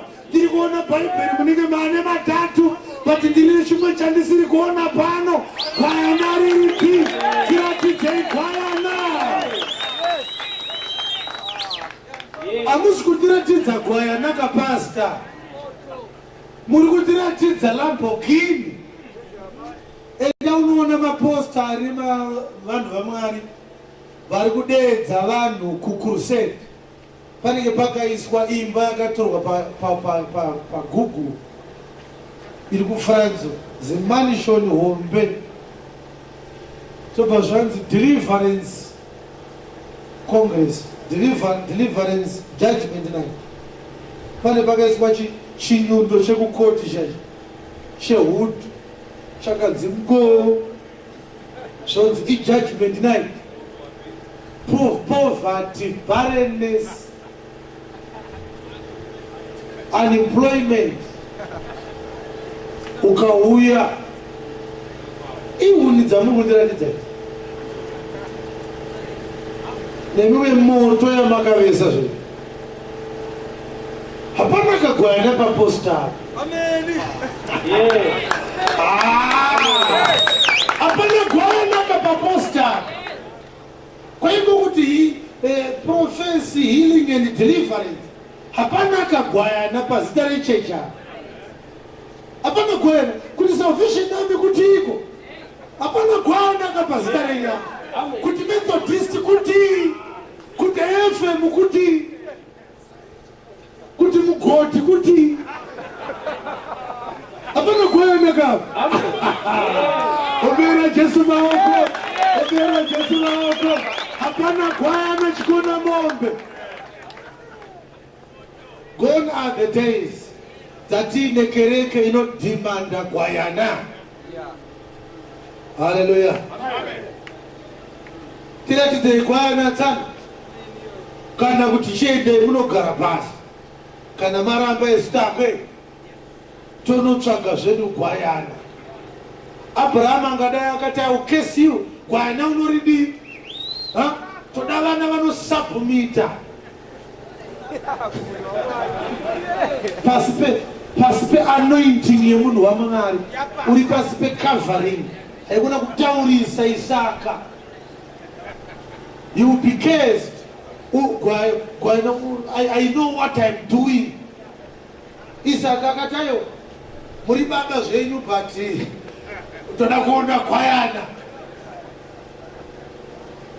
Ausatoona gwayana kani. Asi kwazi waimariya muzere Gracia wakatiti. Wapera Jesu maoko. Maimariya muzere Gracia wakairatidzwa. Gwayana pana. Piyo na Dhamureta wakavaona. Asi gwayana hapana. Boateng wakamuona. Gwayana hapana. Kayanja wakamuona.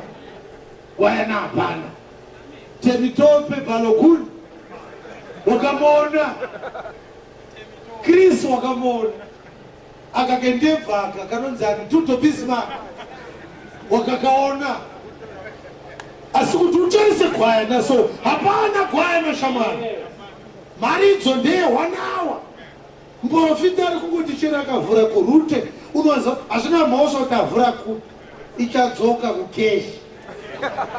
Dzangeri dzavo hadzichabonedza. Unotomborara kuti kuna adzimai vako kana vazosvika pakeshi mozondibudza. Kumwe kwese uku kupaumba ndoiziva vhangeri yaManhu inodzoka pakeshi. Hapana gwayana. Ubera Jesu maoko. Hazvina mhosva kuti vavhura kubva kupi. Maridzo yavo inouya kumarands nekumapounds nekuma-US dollar. Gwayana hapana. Ezvo wakazara mavhesi chitongo chazvimba musoro. Uri kuakrema ndakupinda ari kuramba. Kozi mavhesi anopinda kana watendeuka kuvhangeri chaiyo. Saka unotombowakanganwa mavhesi ekudhimanda mari kuna Mwari. Mwari makati, Mwari makati. Pane vhesi inondirwadza iri kubhuku yaChronicles chapter 20, I think it's chapter 20 verse 20. Inoti believe in God and you shall be established. Believe in his prophets and you shall prosper. Hakuna anonyepa asingabate vhesi iyo. But vhesi iyo kaitsvaga yakataurwa naJehoshaphat. Akanga achienda kuhondo. Saka akaadvaiswa nevanhu vaMwari vakanga vachimuti Mwari ari kuti zvakati ngazviitwe, zvakati ngazviitwe. Papa sinaida mari kuna Jehoshaphat. Prosperity yairehwa yakanga iri kuwana rugare kubva kuvavengi vako. Dado yakanga iri prosperity yakanga yapromiswa naMwari kuOld Testament. Munozviziva here vadikani? Kuti Mwari paakapa Israeri murayiro haana kumbovati mukagona kuuteedzera munopinda denga. Akavati muchadya muchiguta. Saka ndo vaifanira kuparidza prosperity majeva. Yakanga yapromiswa naMwari. Jesu achiuya akaramba kupa vanhu promise yezvinoora. Saka uchiona chapter 8 verse 6 yavaHebheru inotaura kuti wakaitwa mureveri wesungano yakapfuura nekunaka. Obva ati ine zvipikirwa zvakapfuura nekunaka. Kureva kuti Old Testament neNew Testament zvine mapromise akasiyana akabva kuna Mwari. Vari kumurayiro vakanzi munoguta, vari kunyasha havana kunzi munoguta. Chokorodza itinzwe iverengei. Asi zvino akapiwa basa rakanyanya kunaka. Jesu akapiwa basa rakanyanya kunaka. Sezvari mureveri wesungano inopfuura nokunaka. Mureveri wesungano inopfuura nekunaka. Akasimbiswa nezvipikirwa zvinopfuura nokunaka. Zvipikirwa mapromises ari muNew Testament ari more excellent than anga ari kuOld Testament. Amen. KuNew Testament hakuna mapromise anombotemesa musoro. For God so loved the world that he gave his only begotten Son, that whosoever believes in him should not perish, but have eternal life. Amen. Ndiyo promise yakapiwa na Mwari. Ani kana ani anotenda kwaari arege kufa, awane upenyu usingaperi. hapana kunzi ani kana ana anotenda kwaari arege kuroja asi awane musha wake, arege kukwira kombi asi atenge motokari yake, arege kugara ari bachura agoroora mukadzi akanaka, pakanyatsonzi arege kufa. Kureva kuti wese anoparidza anofanira kubvunzwa naIsaka, muri kuparidza kuti zvigodii? Akatsenga otodzoka kumba Isaka, unonobayiwa toka tiri kuenda, ukatadza kupindurwa zvakanaka uchabayiwa manje. Iwewe manje inzwaka, ukasaudzwa zvakanaka naAbhurahamu kuti gwayana riripo richauya, iwe ndiwo uchabayiwa.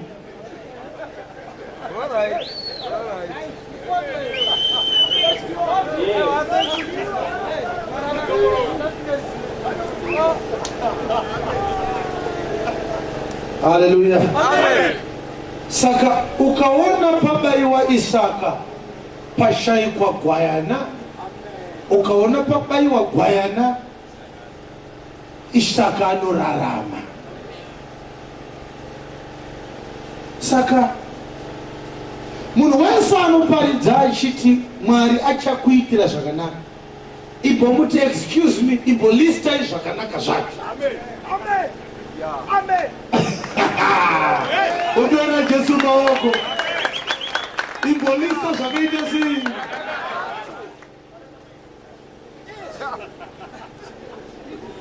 Nekuti vadikani, regai ndikutaurirei ndakamira pano, Mwari achandibvisa pano. Ndoda kuti kana ndazobviswa naMwari musare makabata shoko rakakosha. Inzwai vadikani, kukauya munhu achikuparidzirai, achikuudzai kuti Mwari ane zvaachaita, munhu iyeye muroyi. Mwari haasisina zvaachaita.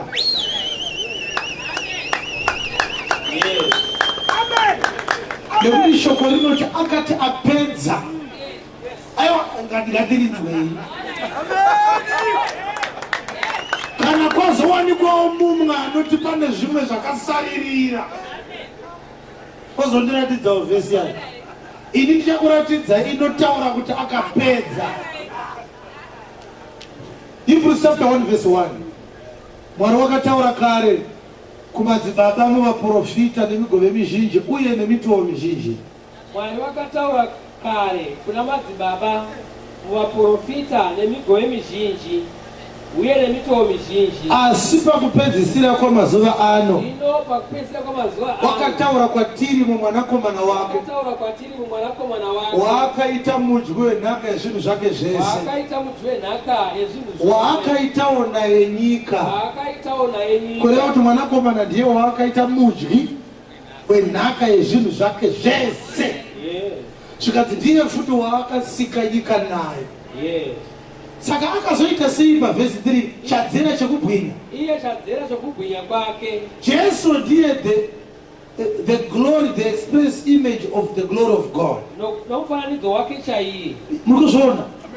Chadzera chekubwinya kwaMwari ndi Jesu. Mufananidzo waMwari ndi Jesu. Kureva kuti tingadai tiine nguva tamboisendeka tombofukundura imwe. Nokuti kana zvanzi Jesu ndiye mufananidzo waMwari, ko paya pakanzi ngatisikei munhu nemufananidzo wedu.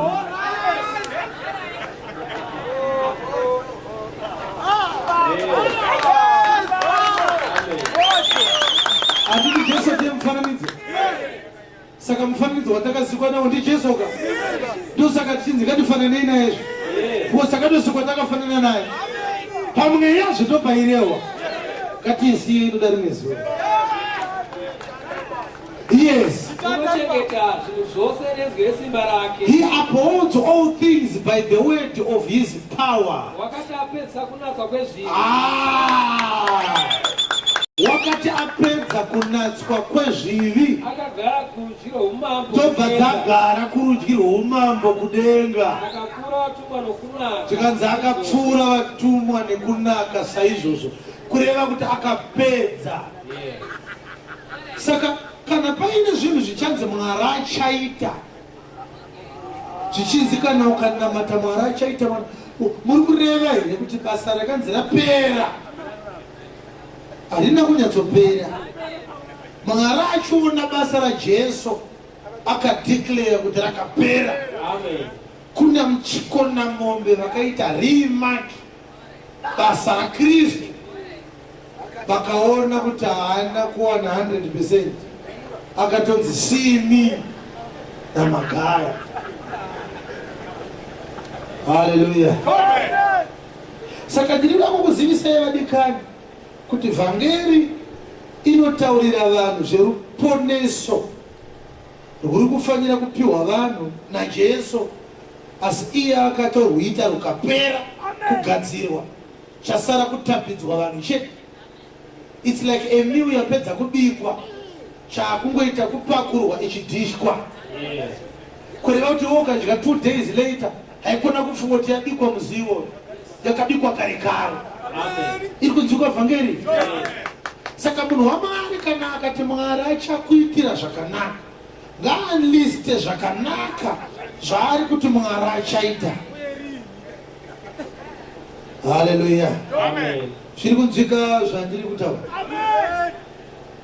Saka Mwari wakatida ndokubva atipa Jesu, ndokubva atifira kuti kana tikatenda kwaari torega kufa, towana upenyu husingaperi. Kureva kuti kana tichitouya izvezvi ngatitouya tichiziva chatirika kutambiridzwa. Haikonei kupinda mubhawa mokumbira kuda kutengawo mukaka wokudya sadza nemanheru. Mubhawa munofanira kutengeswa doro nefodya. Saka kana mauya kuchechi, musati mauya imbowanai ruzivo rwokuti muri kumbofambirei.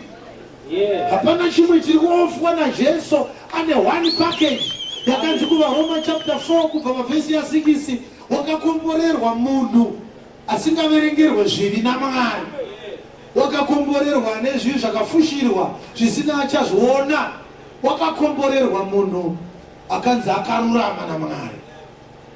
Ndizvo zvatinofanira kufambira. Haleluya. Isaka wagona nekuti usati wakwira gomo wabvunza kuti gwanda riripi. Pakati pedu pane vamwe vasina basa nazvo.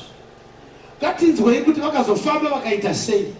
Saka gwanda rabvunzwa zvikanzi richauya. Yes. Vakandosvika panzvimbo yaakaudzwa naMwari. Saka zvese zvaitwa naAbhurahama ainstructwa kusvika panapa sho. Panopana kuna Isaka panapa ndo patichabayira gwai redu. Yes. Abrahama akavakapo atari. Tobva dzatora matombo ndokuunganidza, aitwa chimubhedha chakadai, obva isa huni pasi, chibayiro chazoenda pamusoro pehuni, huni dziri pamusoro pematombo, matombo ndiye anenge akaguma pasi. Chibayiro chaisabvumidzwa kuguma ivhu, chaibva chatonzi chasviba. Saka atari yega yega yaiitwa iri yematombo. Yes. Akagadzira huni, ndokunyatsounganidza huni dzake, ndokuisa mashanga, ndokuisa huswa netsotso dzake, madhanda, akati atari yava redi, yasara chibayiro. ndokusunga mwanakomana wake. Ndopane nhau, ndopayakazonzi naMwari, mfana Isaka uri kunzi wakanga aona huni nemoto, haana kunga akaona tambo. Tambo inotozombuda.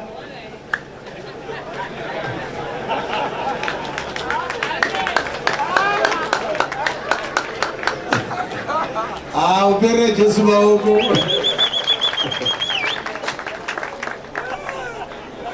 Tambo haibude muri pasi pegomo, unozotiza.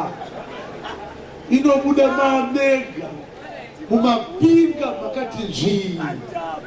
Pamusoro pegomo unongona watone maoko akasungwa nemakumba. Kotambo munayo futi nacho yaiko. Madambo unaenda zvajai mukati pala. Dai mujasi. Umbere Jesu maoko. Amen. Unozviziva here kuti nguva yese yaidaiwa chibayiro kuna Mwari, tambo yanga isingashande. Amen.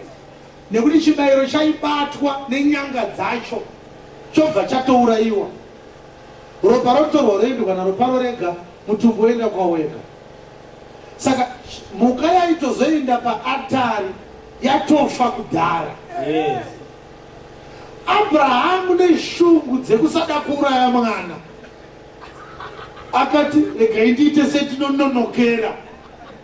Saka nyaya yekusunga Isaka nekumisa pamatanda aipfunga aipa mupane zvinoitika pakati iyo zvichida Mwari achadzora moyo.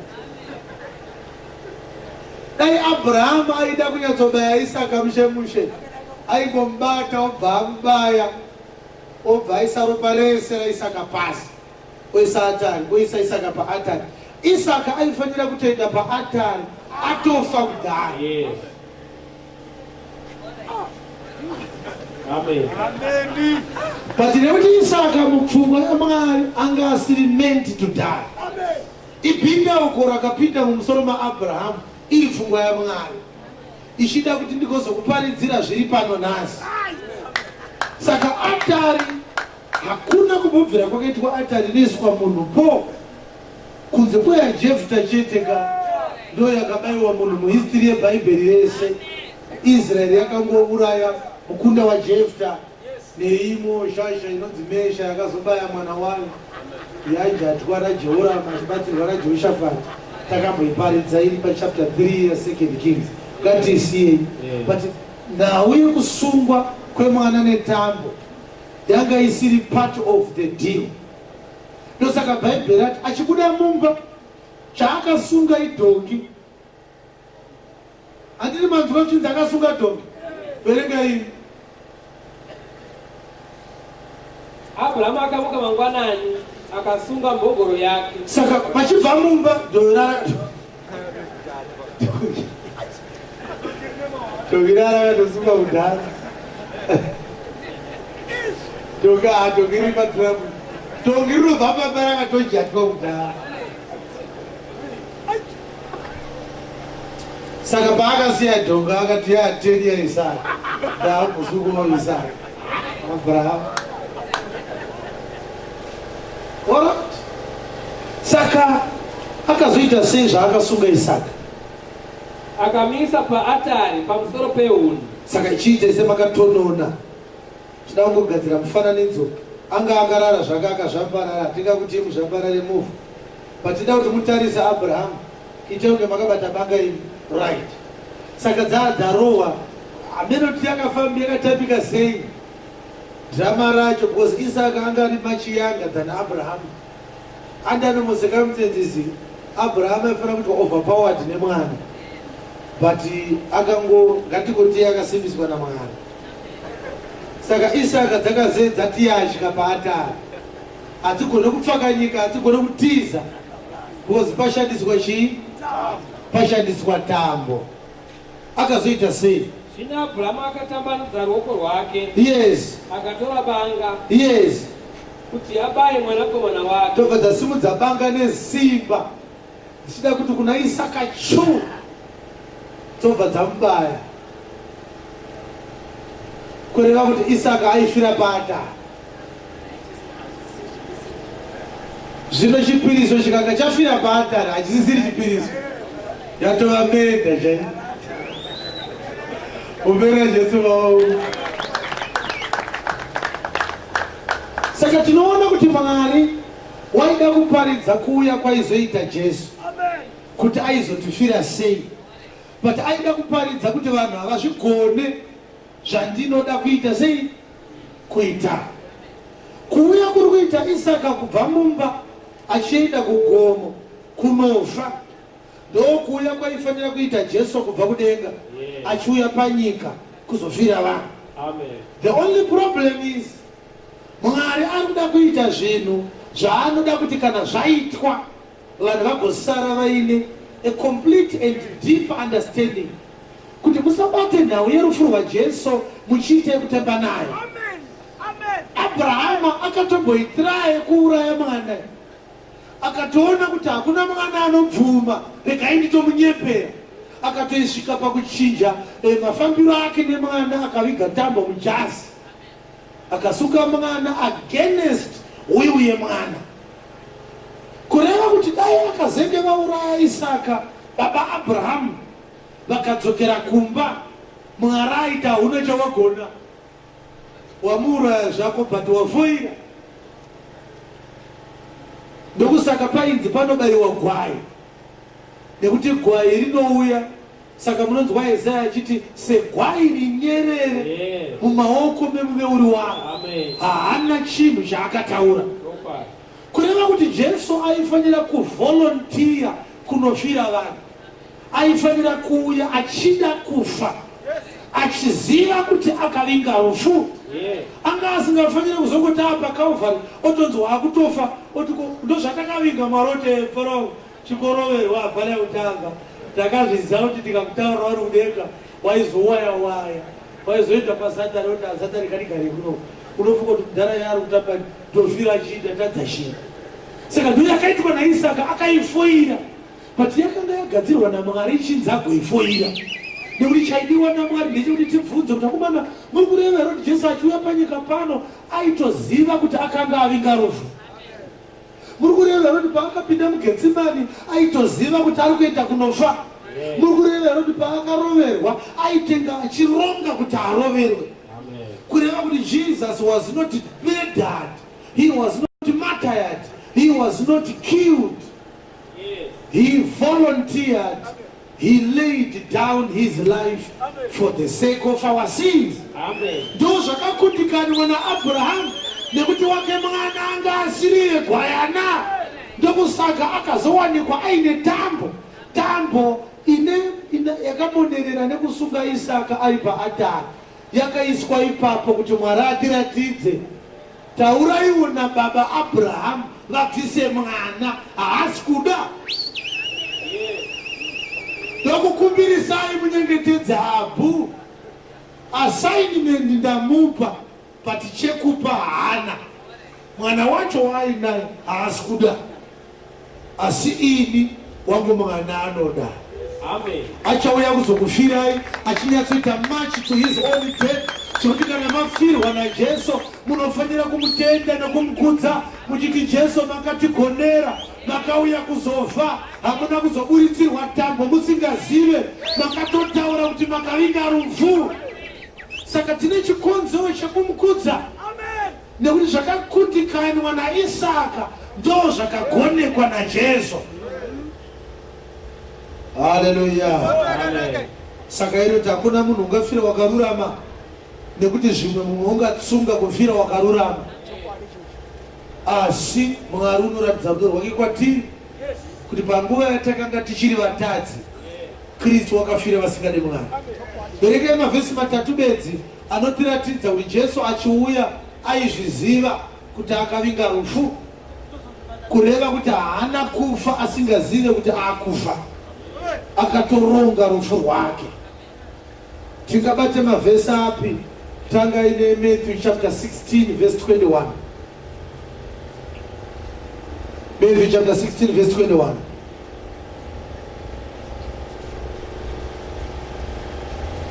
Kubva panguva iyoyo Jesu akatanga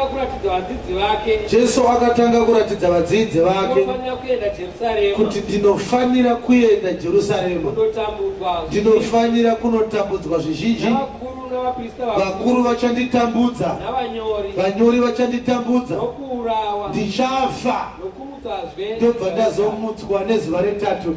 Ngatimbere Jesu maoko. Saka akanga achitoziva kuti aifanira kuzofa.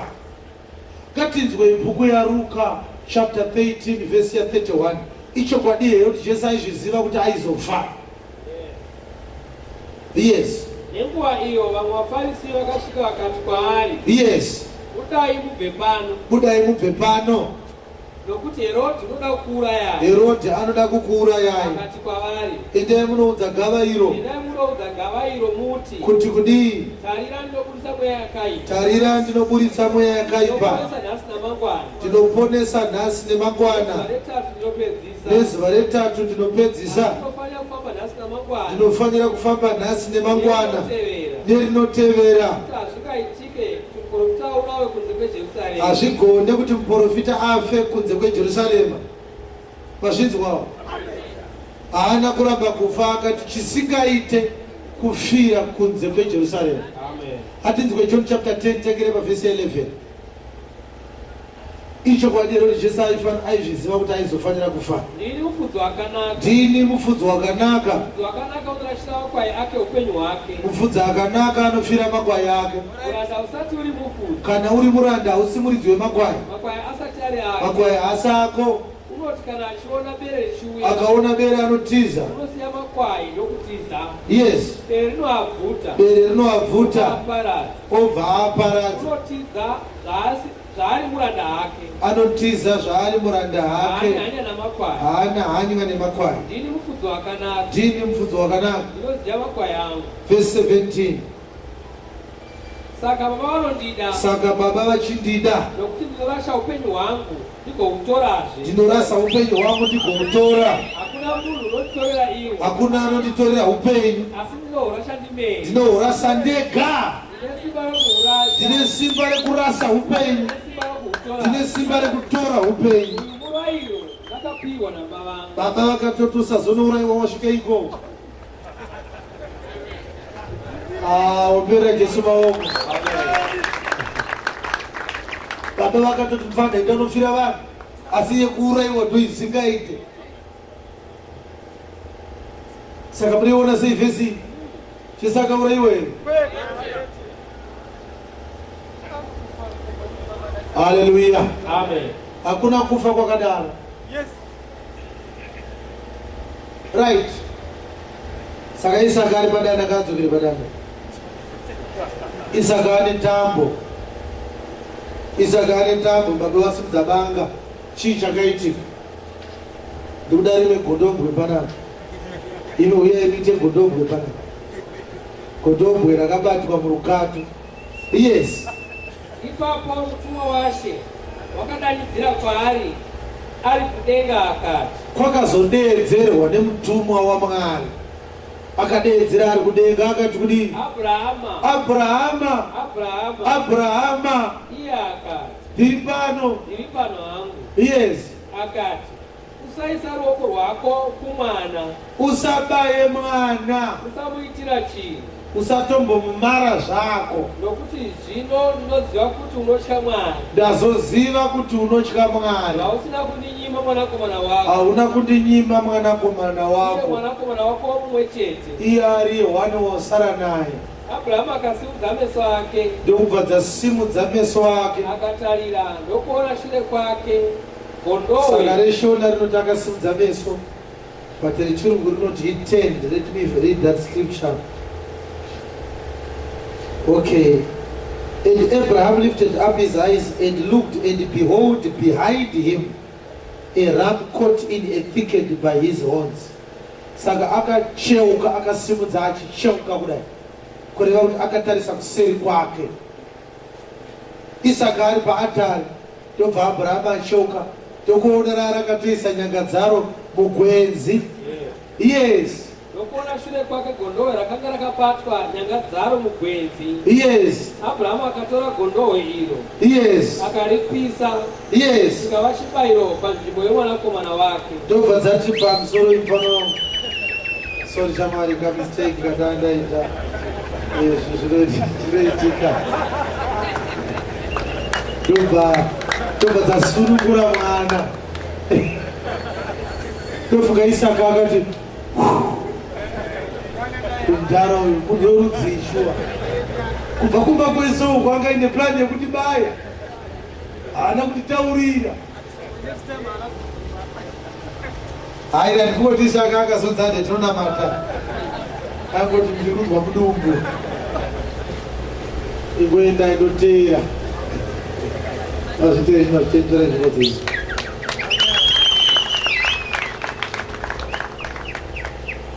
Saka tavinga ipano. Tavinga nawo yekusimudza meso. Ndoya tavinga pano. Chiri kusaka Isaka abayiwe. Vana Abrahama vedu havasi kusimudza meso avo. Pauro anoitaura yekusimudza meso paHebrews chapter 12 verse 1 and 2. Akataura akati kudii Pauro? pamusoro pekusimudza meso, nekuti hausimudze meso uchiona chinhu chiri pazera newe, hausimudze meso uchiona chinhu chezera rako. Kusimudza meso kuona chinhu chiri padenga kupfuura pauri. Nyamba chinosaka tisimudze meso inhau yekuti Jesu wakasimudzwa naMwari, Jesu wakakwidzwa naMwari, Jesu akakudzwa naMwari, Jesu akaruramiswa naMwari.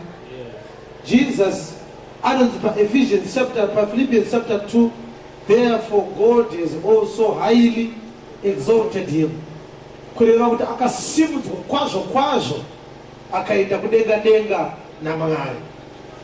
Kureva kuti kana tisimudza meso edu tiri kusimudza tichirumbidza Kristu wakava glorified nekuda kwaMwari. Ngatinzwe vaHebheru inoti kudii?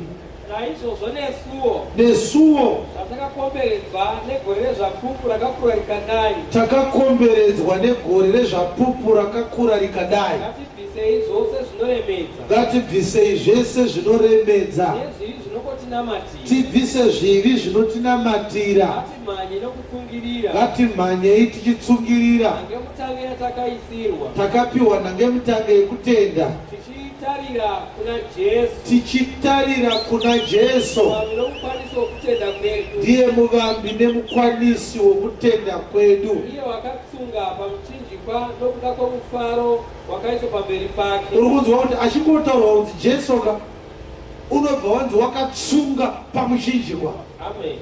Tichitarisa kuna Jesu muvambi nemukwanisi wokutenda kwedu, obva anzi wakaita sei? Wakatsunga pai? Pamuchinjikwa.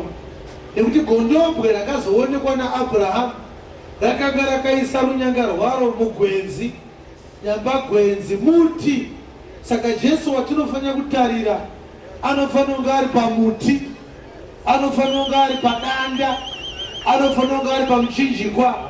Ndo nzvimbo yaanokudzwa naMwari ari. Zviri kunzwika here vadikani? Saka iwewe manje uri pano, wanzi naprofeti uya kuchechi, muri kuenda kunonamata saAbhurahama akabva pamba aina Isaka vachienda kunonamata. Dambudziko rakazengera vari kuti pakashayikwa gondobwe rakaisa nyanga murukato kugwenzi, kunozobatwa Isaka otofa. The only option yekurarama kwaIsaka inouya kana pazonzi akacheuka, akasimudza meso, akaona gwenzi rakabata gondobwe mumapazi aro. Saka gwayana riripi yabvunzwa naIsaka, ndokubva Abhurahama ati chadhipa, ndobva ichazoti haariona Abhurahama banaye, rega nditodaidzira zvikanzi rega kubata mwana, rega kumara mwana, rega kana kumbomukuvadza zvako. Haana kunzi cheuka, akangobva anzwisisa kuti mukaona zvanzi mwana haabayiwe, rauya gondobwe riripo, ndokubva acheuka, ndokubva ariwana. Mutumwa kuti gwenzi, tarisa uone mugwenzi mune gondobwe, akangonzi usambokuvadza zvako mwana. Iye akati riripo, ngandiritsvage ndinoriwana, ndobva ariwana. Kwakutoti mfana isa maoko ndisunungure, chibva zvako mfana wangu, gondobwe rauya. Tosaka uri kuona gondobwe rakaonekwa naAbhurahama riri mugwenzi, rarisina dambo, Mwari vakumudemonstratera kuti no, gondobwe rinovinga basa reatari harimanikidzwe, rinotouya rega richida. Haana kuritandanisa Abhurahama, akafamba akaritora, kureva kuti rakanga risingade kutiza. Saka uchiona Jesu achibatwa muGetsemani akati, mauya neusiku sei munoda kutora mbavha? Handina kuparidza here mumasinagoge enyu masikati machena muchiona? Ini ndiri gondobwe rinobatwa murukato, ndosaka ndauya muGetsemani muno, ndo munobatwa gondobwe muno. Ndatobva muguta ndichiuya musango ndichida kunosvika paya parakambotorwa naAbhurahama, ndo parinotorerwa. Haleluya. Mudikani ngatisimukei vakagara. Tingaparidze zvedu tikasvika kure. Asi chokwadi chinoti Abrahama wedu dai akaitirwa nyasha ona Mwari akacheuka. Saka Jesu ndokubva dzaakuenda zvikadzapfana musaona chamunoita muchagamuchira simba kana mweya waya pamusoro penyu. Nekuti nyaya yekuzoona gondobwe wazocheuka haipo fa yakapinda mumusoro mako kana pasina izwi rabva kudenga. Nyamba izwi rabva kudenga ndimwe yamutsvene aburuka achibva kudenga ndiye anocheutsa mufundisi wese kuti agoratidza vanhu gondobwe. Ibondonyera Jesu chaMwari. Nekuti uchanoona kuti musango mune dzakawanda dzinogona kumhanyiswa dzikabandwa. Mbembwe dzirimo musango, tsuro dzirimo, tsenzi dzirimo, tsindi dzirimo, hoho dzirimo. Chinozoita kuti usiye tsindi uchitora gondobwe inhau yekumhanyisa. Dzimwe dzese dzinotiza, gondobwe rega ndo risingatizi. Ngatimboiziya iyoyo, inoda rimwe zuva. Ndoda kupedza vhangeri ndichikuratidzai kuti murukato makazotorwa gondobwe naAbhurahama. Hamusisiri murukato matinobva muchechi tichienda musango tichiti tiri kunotsvaga rukato. Rukato rwedu ravaBhaibheri. Amen. MuBhaibheri ndo murukato rwedu. Kureva kuti tikavhura Bhaibheri taenda kurukato. Ndapota sinyoro yamuzirwa tinokumbira musazotora tsindi murukato.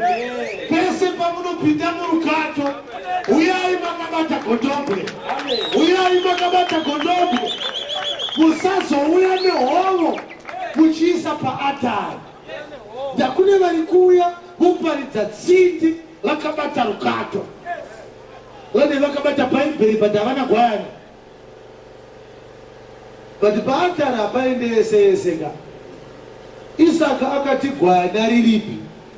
Kureva kuti naIsakawo akanga akaitirwawo nyasha kuti kunyange akanga asati aona anything paatari, asi dzaiziva kuti hapana mhuka yese yese inoenda paatari.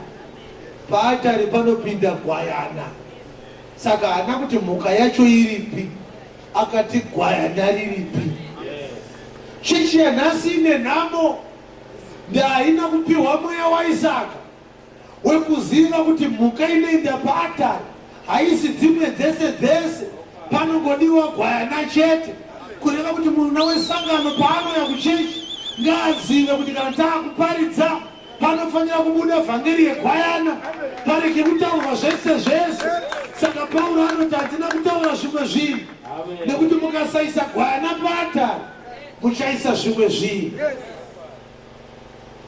Muri kuwana here gwayana murukato kana kuti matone miremwa remwa yamawana murukato?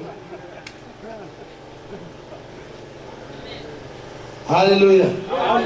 Hamusi kuuya here nemajesa nezvigwenhure zvamamhanyisa murukato mukauya nazvo? Kana kusina izwi rabva kudenga, Abrahamu haacheuke. Kana Abrahamu asina kucheuka, gondobwe haarioni. Kana asina kuona gondobwe, Isaka anofa.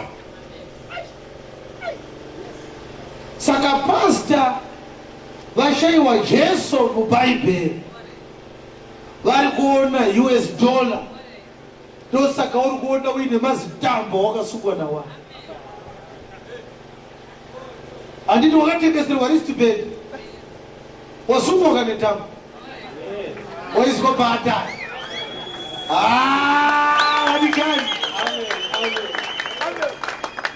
ko Isaka achiri paatari nanhasi, nekuti Abrahamu akaisa Isaka paatari mumazuva aakanga asati acheuka kuti aone gondobwe. akanga asati anzwa izwi. Saka isu takanzwa izwi isu rakatiudza kuti bhaibheri rese rinotaura nezvajesu. Takanzwa izwi shamwari rakatiudza kuti Jesu akafira vatadzi kuti vagoregererwa zvitadzo. Takanzwa izwi shamwari rinoti magwara anodudzirwa pachibuda vhangeri yemwanakomana. Ndokusaka usina tambo kana uchibva pano. Hatina tambo yatinokusunga nayo nekuti takazocheuka tikatarisa murukato tikazvamire gondobwe rakatokwana, gondobwe rakatokura, gondobwe rinotori risina kuremara, gondobwe risina makwamba, gondobwe risiri kukamina, gondobwe risina zvikwekwe, gondobwe rakakora. Ndakaona gondobwe is one thing, haribaiwe futi, roda kuonekwa kuti harina here kukamina kwariri kuita. Hallelujah. Amen. Ai hama yangu, uchabviswa paatare rini. Saka ukaona vanhu kuti bata hobe, otoziva kuti ndaenda paatare. Ubere Jesu maoko. Waenda pai? Waenda paatare. Yes. Apa mazuva ano zvavakuita manje vaakuzwa kuti iye akatiburitsa mari ngwara. Saka anodedze shamwari yake. Anenge achiti there is a mighty man of God coming. Ipapa haasi kutaura kuti ane shoko raari kuera. Anoti muchauya mukarohwa mari zviri serious. Iye anoti mushamwari yake vanhu vachaburitsa shamwari. Uya wombovarevha. Saka kuna chimwe chimbavha chakachenjera chotanga kuparidza chiti hallelujah, hallelujah. There is a special anointing that I brought tonight. Tell your neighbor, today is your day. If you don't get rich this year, that is the end of your hopes. If I be a man of God, God will bless you. God will bless you. I was in UK. They gave me a car. And 2 weeks ago, they called me and told me that they have now purchased 5 new cars. If you sow into my anointing, nobody will continue to be poor. I want to be five people. The Holy Spirit is telling me there are 5 people who can give $5,000 tonight. And the Lord is speaking unto you. Once you sow that seed, your life will never be the same again. Hallelujah, hallelujah. Hallelujah, hallelujah. Saka mwana kwereta Lord, uchida unotanga business. Unogone 6,000. Obvoti zvangu zvaita. Chabva zvanyatsuti geje. Pandaka loan yangu yakaapurvwa nezuro, mari yapinda maaccount kusave. Kwabva kwauya man of God. Saka vana Tudo Bismarck vanodeedzana Matthew Ashmolo. Nechichi chinonzanishi. Mike Madoko. Ndiani mumwe futi? TDJ Steflo Dola, pane mumwe futi. Noah Jones. Bishop Noah Jones. Saka vanouya vobva vati seed 5,000 in 2 weeks. Unenge wane 10,000. Kana zvisina kuitika ndokudzosera mari yako. Icho cheizwa kuti kudzokera mangwana. Cheizwa kuti anowaira. Saka iye TD Jakes anenge akagara Tudo Bismarck. Anenge akagara muchechi. Iwo chirohwa nani? naMensa otapiwa. Anoziva kuti mari, because Mensa anenge atodedzwa kuzokurova mari. Because iye anenge achiziva kuti wakunyanyomonyumwa. Saka Mensa anorova mariwo. Iye anenge akatopuwa kudhara. Anodedzwa akapiwa. Anonopuwa 50,000. Because 50,000 plus ticket nemari yogara muhotel. Probably mari yogara muhotel neticket pamuzvokokosta 5,000. Pamwe anokupuwa 30,000. Imwe vamanzi pane vanhu 10 vane ma5,000 yati ma50. Pane vamwe 20 vane ma3,000.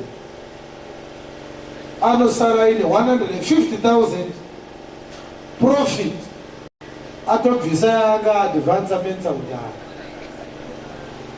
Iwe chaunosara nacho ifesi iri kupenya.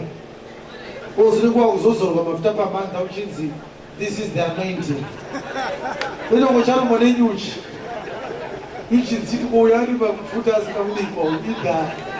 Unonzi mke kachema mtauni.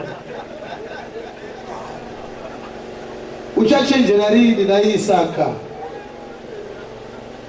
Isaka haikona kwenda paatari. Isaka baba vako vakacheuka vachaona gondobwe. Amen. Musu uchaona kwa gondobwe, Isaka achabviswa paatari. Musu vachatanga kuona Jesu, vachatadza kukubaya, vachakusunungura mazitambo avakakusunga nawa. Pati panodiwa izwi rinenge rabva kudenga, panodiwa anoda kucheuka. Nyamba kucheuka munhu wamwari kutendeuka. Kana munhu achicheuka anenge atotendeuka. Kureva kuti vese vakaisa Isaka padanda, vakaisa Isaka paatari, vanofanira kuita sei? Kutendeuka. Kana vatendeuka tobva vachaona kuti vanga vatokumberi kwegondobwe. Because kana munhu achitendeuka kutarisa shure kwake, kureva kuti iye anga atokumberi, gwayana ranga ratokumashure. Kuroti kune vakumberi kwegwayana vakamhanya vakaenda pamberi pavo. Tsokai kumashure sinyoro, mumboenda pane gwayana. Amen. Hallelujah. Makumberi kwa Jesu kai. Da Jesu ari panyika pano, haana kumboti ndinogara komiti yekudenga. Haana kumboreceiva phone call kuna Mwari. Asi vanasanya vanga vakutofonera. Makumberi kwegondobwe. Hallelujah. Amen. Uruka paatari Isaka. Andoburuka sei ndakasungwa. Ingozvonongoka udonde. Vhangeri yandauya nayo nhasi ndeyekukusunungura tambo dzawakasungwa nadzo. Amen. Lazaro achibuda muguva, unonzi wanga akapombwa nehembe dzemumarinda.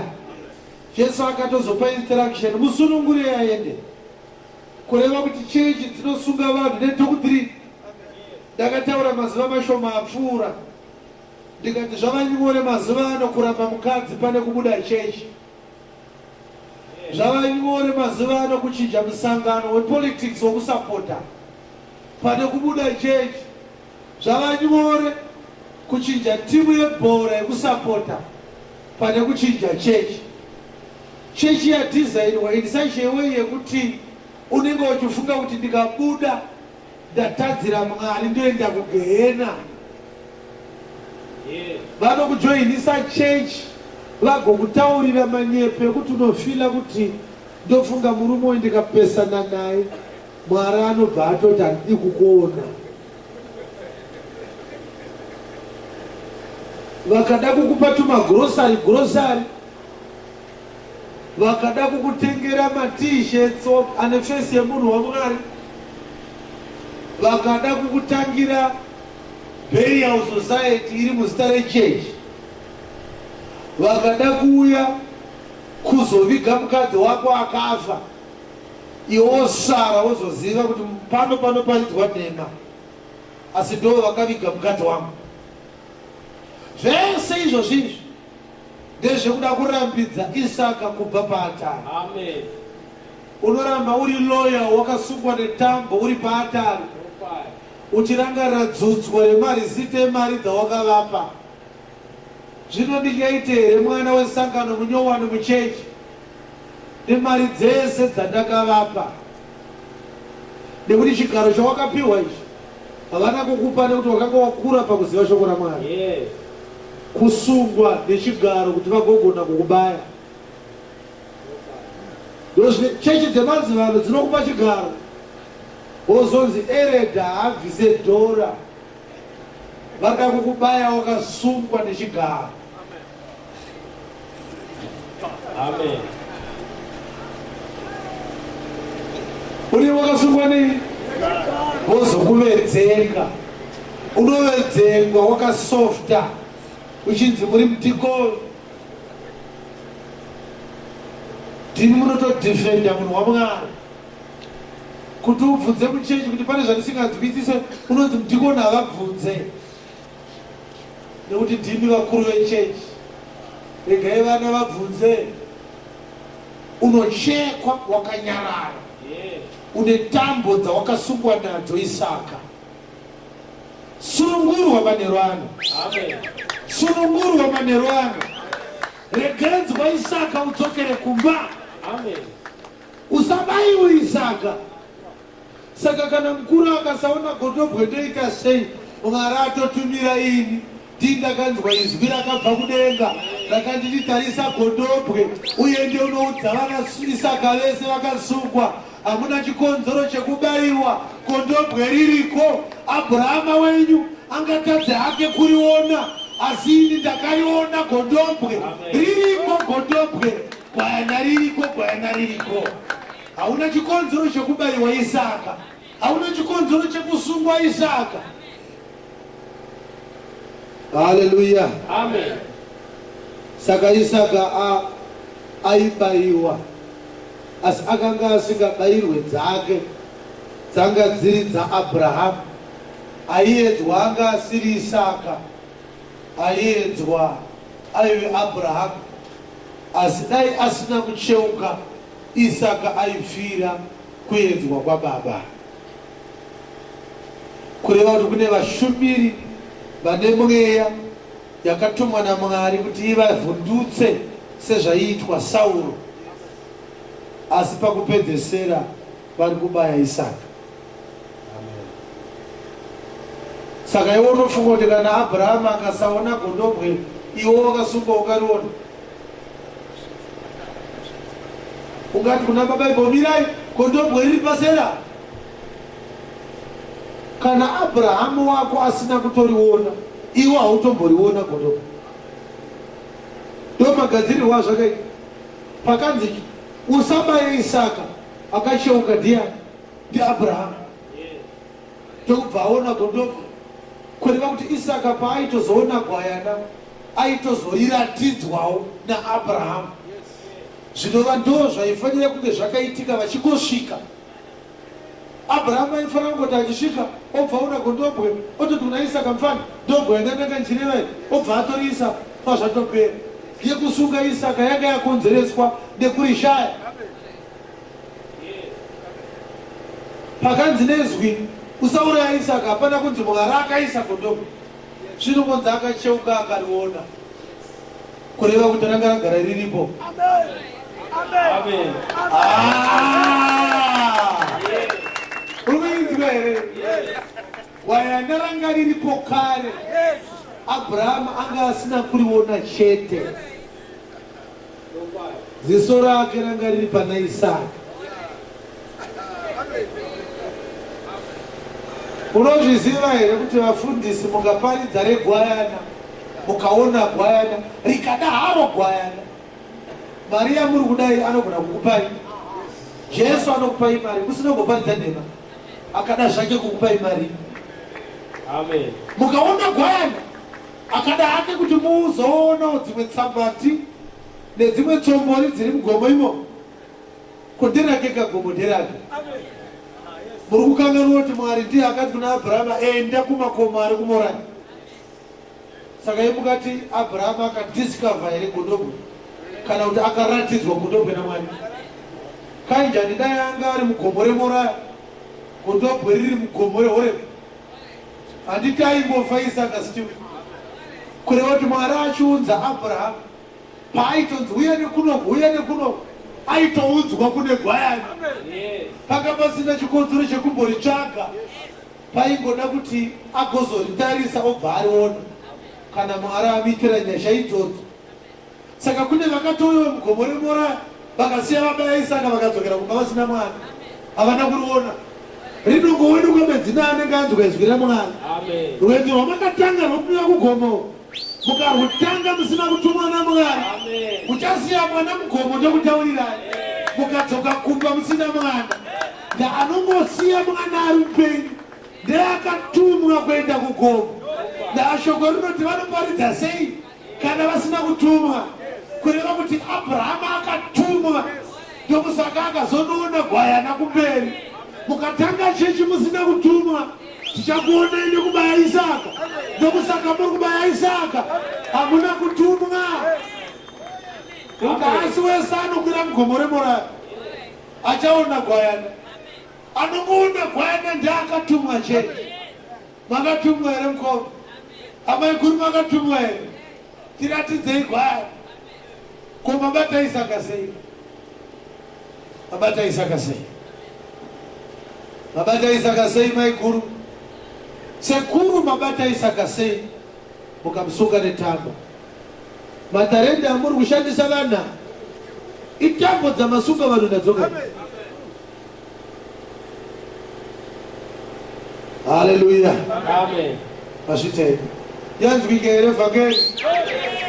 Secret iri pakuona gwayana. Basa rese rekuti hatine huni. Hanzi akatsemura huni. Pamanga atori nemhoni dzekutsemura huni. Matsemura huni maita mhoni. Dzimwe dzikatoputika. Maita nhondo dzekufamba netsoka. Ukaona panofambwa 3 days journey hapasi pekutamba napo. Zvimwe zvese mashingaira. Mukanoshaya gwayana hapana chavagona. Mungatange TV station mukaita mativi mana.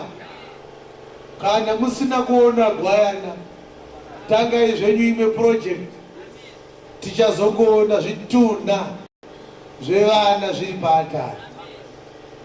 Munobaya Isaka Mwari agototi maparamaka, nokuti Isaka haagoni kuita chipiriso chinodiwa naMwari.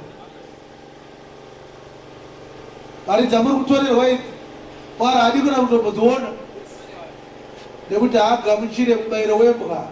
Amen. Kana mubayiro wechifeve. Simudzarogorwa kuti namati.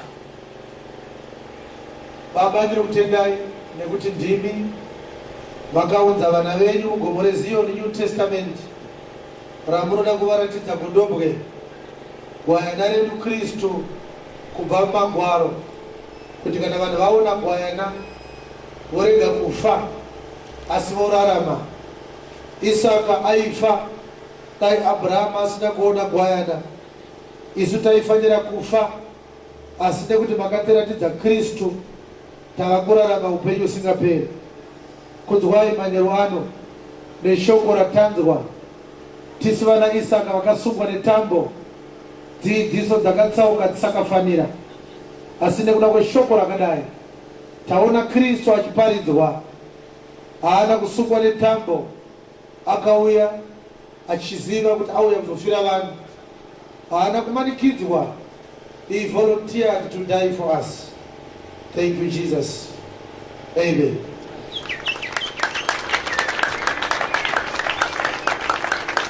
Hallelujah.